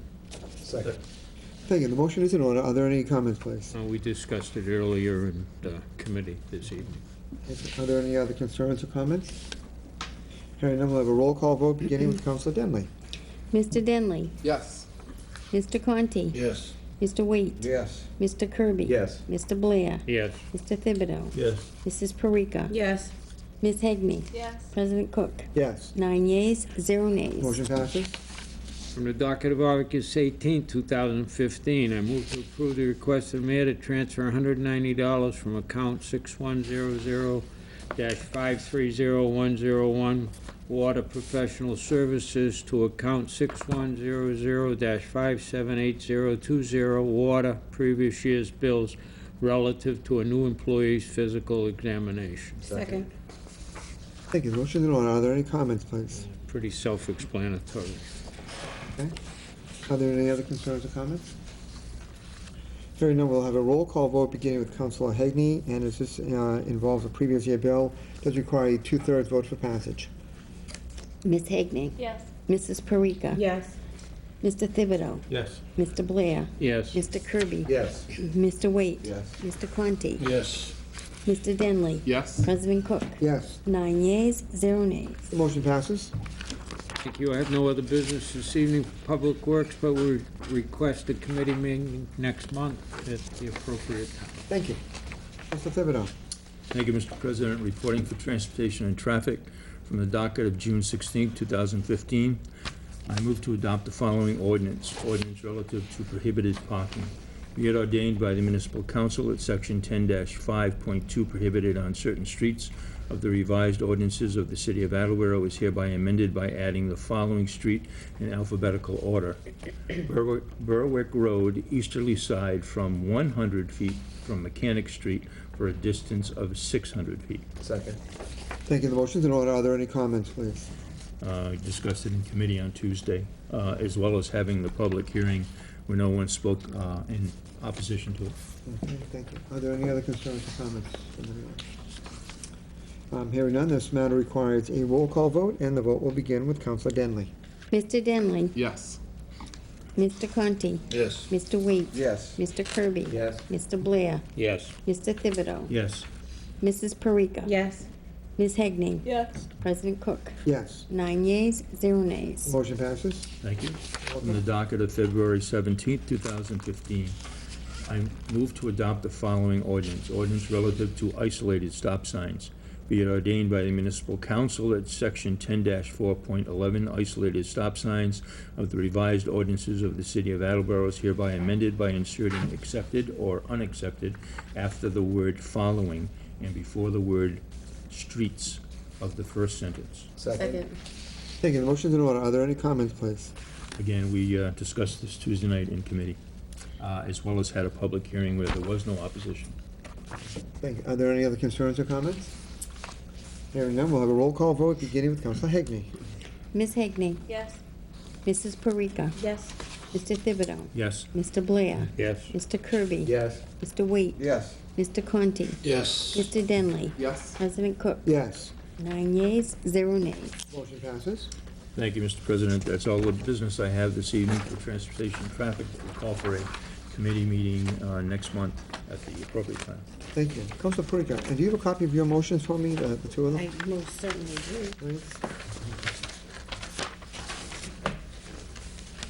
Give all the paperwork, Jack. Thank you. Sorry about Councilor that. Parika. Thank you, President Cook. You're and I welcome. accept my apologies for that. Not a problem. Reporting for Public Safety and Emergency Management for Chairperson Cooper tonight.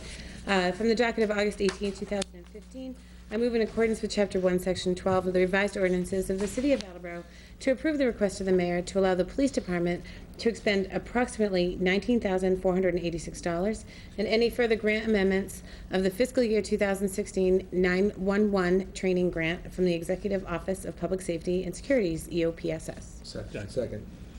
Thank you. The motion's in order. Are there any comments, please? We just discussed it a few moments ago, just a short time ago in committee. It is a yearly grant that that the city's given to help the continuing education of our 911 operators. Okay, thank you. Are there any other concerns or comments? Hearing none, we'll have a roll call vote beginning with Councilor Denley. Mr. Denley. Yes. Mr. Conti. Yes. Mr. Waite. Yes. Mr. Kirby. Yes. Mr. Blair. Yes. Mr. Thibodeau. Yes. Mrs. Parika. Yes. Ms. Hegney. Yes. President Cook. Yes. 9 yeas, 0 nays. Motion passes. And that concludes the business for Public Safety and Emergency Management, and I call for a committee meeting at the next appropriate time. Thank you. And now, reporting for City Property and Claims. I have two motions this evening. From the docket of August 18th, 2015, I move in accordance with Chapter 1, Section 12 of the revised ordinances of the City of Attleboro to approve the request of the mayor to allow the library to expend approximately $10,000 and any further grant amendments relative to a grant from the National Endowment for the Arts to the City of Attleboro for the community-wide Big Read program. Second. Thank you. The motion is in order. So it's not just the answers from Miss the library. Wow. Excuse me about that. The motion is in order. Thank you. You're welcome. We had as we said earlier, we had a lovely presentation by Joe Pilkington Smith and Rusty about the book, The Big Read. I'm always excited. This is one of the perks of being a counselor. We get the first cut, so I'm kind of excited about that. And I wish them the best of luck in all their endeavors over the course of the next few months. Thank you. Any other concerns or comments? Hearing none, this matter requires a roll call vote, and the vote will begin with Ms. Hegney. Ms. Hegney. Yes. Mrs. Parika. Yes. Mr. Thibodeau. Yes. Oh. Mr. Blair. Mr. Blair. Yes. Mr. Kirby. Yes. Mr. Waite. Yes. Mr. Conti. Yes. You've been Mr. waiting all Denley. night Yes. for a good one. President Cook. Yes. 9 yeas, 0 nays. The motion passes. Thank you. From the docket of August 18, 2015, I move to approve the request of the mayor to declare the following Council on Aging items as surplus and available for disposition. We have four red cloth guest chairs, 1 vinyl love seat, 1 rose-colored rocker, 2 desk chairs, 1 red, 1 black, 6 blue cloth guest chairs, and 1 circular dining table. Second. Thank you. The motion's in order. Are there any comments, please? Again, we just spoke of this earlier tonight. Okay. You may not, Councilor Kirby. thank you. Do you know if these, through the chair, do you know if these are going up on the public surface? It is my hope that they will. Yeah, It is I've been not- looking for things. It is not at, I can't necessarily tell a department head what to do. No, And no. I can just sit here and say, it'd be really great to see Yeah. some more stuff up on public surplus. Yeah. So, that is what I've just done. Thank you. You're welcome. That's fine, I'm fine, I'm good. Okay, thank you. Any other concerns or comments? Time to Did you? No. Okay, I thought there was another one. Hearing that there are no more concerns or comments, we will proceed with the vote, and the vote will begin with Mr. Denley. Mr. Denley. Yes. Mr. Conti. Yes. Mr. Waite. Yes. Mr. Kirby. Yes. Mr. Blair. Yes. Mr. Thibodeau. Yes. Mrs. Parika. Yes. Ms. Hegney? Yes. President Cook? Yes. 9 yeas, 0 nays. Motion passes. That concludes the business for city property and claims, and I look forward to a committee meeting at the next appropriate time. Thank you. And Councilor Hagney. Thank you. Reporting for Mr. Churchill for Okay. licenses this evening from the Okay. supplemental docket of July 21st, 2015.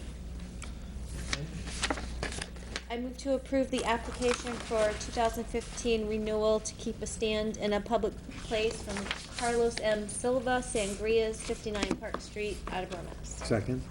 Thank you. The motion is in order. Are there any comments, please? It was talked about in committee. Okay. Anything else to add?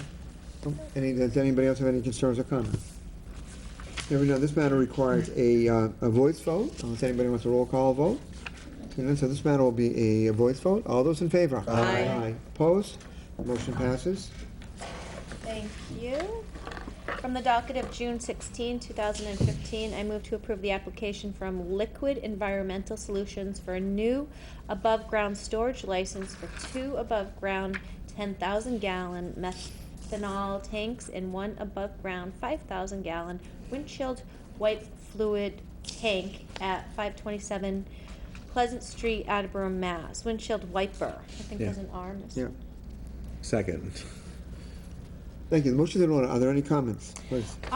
We had, the gentleman, Mr. Churchill had, there was a public, I'm sorry, I didn't have coffee today. It was the wrong day to pick a day for no coffee.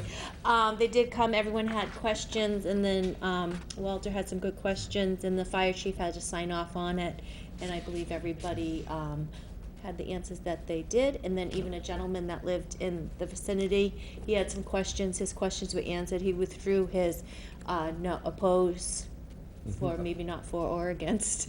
So I believe everybody had a, chance to say what they had to say, ask questions. It was a good conversation. Okay, thank you. Are there any other concerns or comments? Hearing none, this matter requires a roll call vote, and the vote will begin with Councilor Hagney. Ms. Hegney? Yes. Mrs. Parika? Yes. Mr. Thibodeau? Yes. Mr. Blair? Yes. Mr. Kirby? Yes. Mr. Waite? Yes. Mr. Conti? Yes. Mr. Denley? Yes. President Cook? Yes. 9 yeas, 0 nays. Motion passes. Thank you. That is all for licenses, and call for a committee meeting at the next appropriate time. Thank you. Reporting for Personnel and Human Services from the docket of August 18th, 2015. I move to approve the supplemental appropriation in the amount of $7,640 to account 1510100-599150 Health Department transfer to Waste Reduction Coordinator grant, and to further authorize the Auditor's Office to complete the required accounting transactions to account for this grant. Second. Thank you. The motion's in order. Are there any comments, please? We had talked about it in committee, and there was no questions or comments. It's finishing the accounting purposes to have the 2 part-time Okay. waste management at 19 hours. Thank you. Are there any other concerns or comments? Hearing none, we'll have a roll call vote, beginning with Councilor Denley. Mr. Denley? Yes. Mr. Conti? No. Mr. Waite? Yes. Mr. Kirby? Yes. Mr. Blair? Yes. Mr. Thibodeau? Yes. Mrs. Parika? Yes. Ms. Hegney? Yes. President Cook? Yes. 8 yeas, 1 nay. Motion passes. Thank you. From the supplemental docket of July 21st, 2015, I move to confirm the appointment of Ken Battersher, 74 Sanborn Avenue, West Roxbury, Mass. 02132, to fill an unexpired term of the Director of Veteran Services, term to expire February 2016. Second. Thank you. The motion's in order. Are there any comments, please? We did talk about this in committee, and he has been appointed to the position where they have the 90-day period. It has been brought before the council as an appointment, so we are here to vote on that appointment, and then it will go up to the mayor for approval. It was nice to have Ken come in. He was a pleasure to, when I called him on the phone to come in. I know we were sad to see Carl go, because he did such a tremendous job, but I think Ken, as you all had, kudos to him also, that the experience, his personality, and I believe everybody here in Attleboro has been welcome in, so I wish him luck if it goes through. Okay, thank you. Are there any other concerns or comments? Hearing none, this matter requires a voice vote. All those in favor? Aye. Opposed? The motion passes. From the supplemental docket of July 21st, 2015, I move to confirm the reappointment of Connor Davis to fill an expired term on the Youth Commission for a term of 2 years, term to expire February 2017. Second. Thank you. The motion's in order. Are there any comments, please? I believe Councilor Kirby had some good things to say about Connor. Connor's a good guy, and I'm glad to have him on the Youth Commission. Thank you. Okay, and that is all. Okay, thank you. Any other concerns or comments? Hearing none, this matter requires a voice vote also. All those in favor? Aye. Opposed? The motion passes. Thank you. That is all for Personnel and Human Services, and call for a committee meeting at the next appropriate time. Thank you. There is no old or new business, and our next meeting will be on the third Tuesday of August, which is August 18th, except for the ones that Mr. Thibodeau mentioned. So I would entertain a motion to adjourn. Second. Thank you. The motion is in order. All those in favor? Aye. Opposed? Motion passes. We're adjourned at 10:31. Thank you, everyone, for your work this week. Appreciate it. And enjoy the coming weeks of summer. So, I was gonna say, you have like Paul Kennedy. It dawned on me when you were saying it, when you were bringing the motion out, it dawned on me, and I said to myself, well, she's going to do it. Oh, okay, I was like.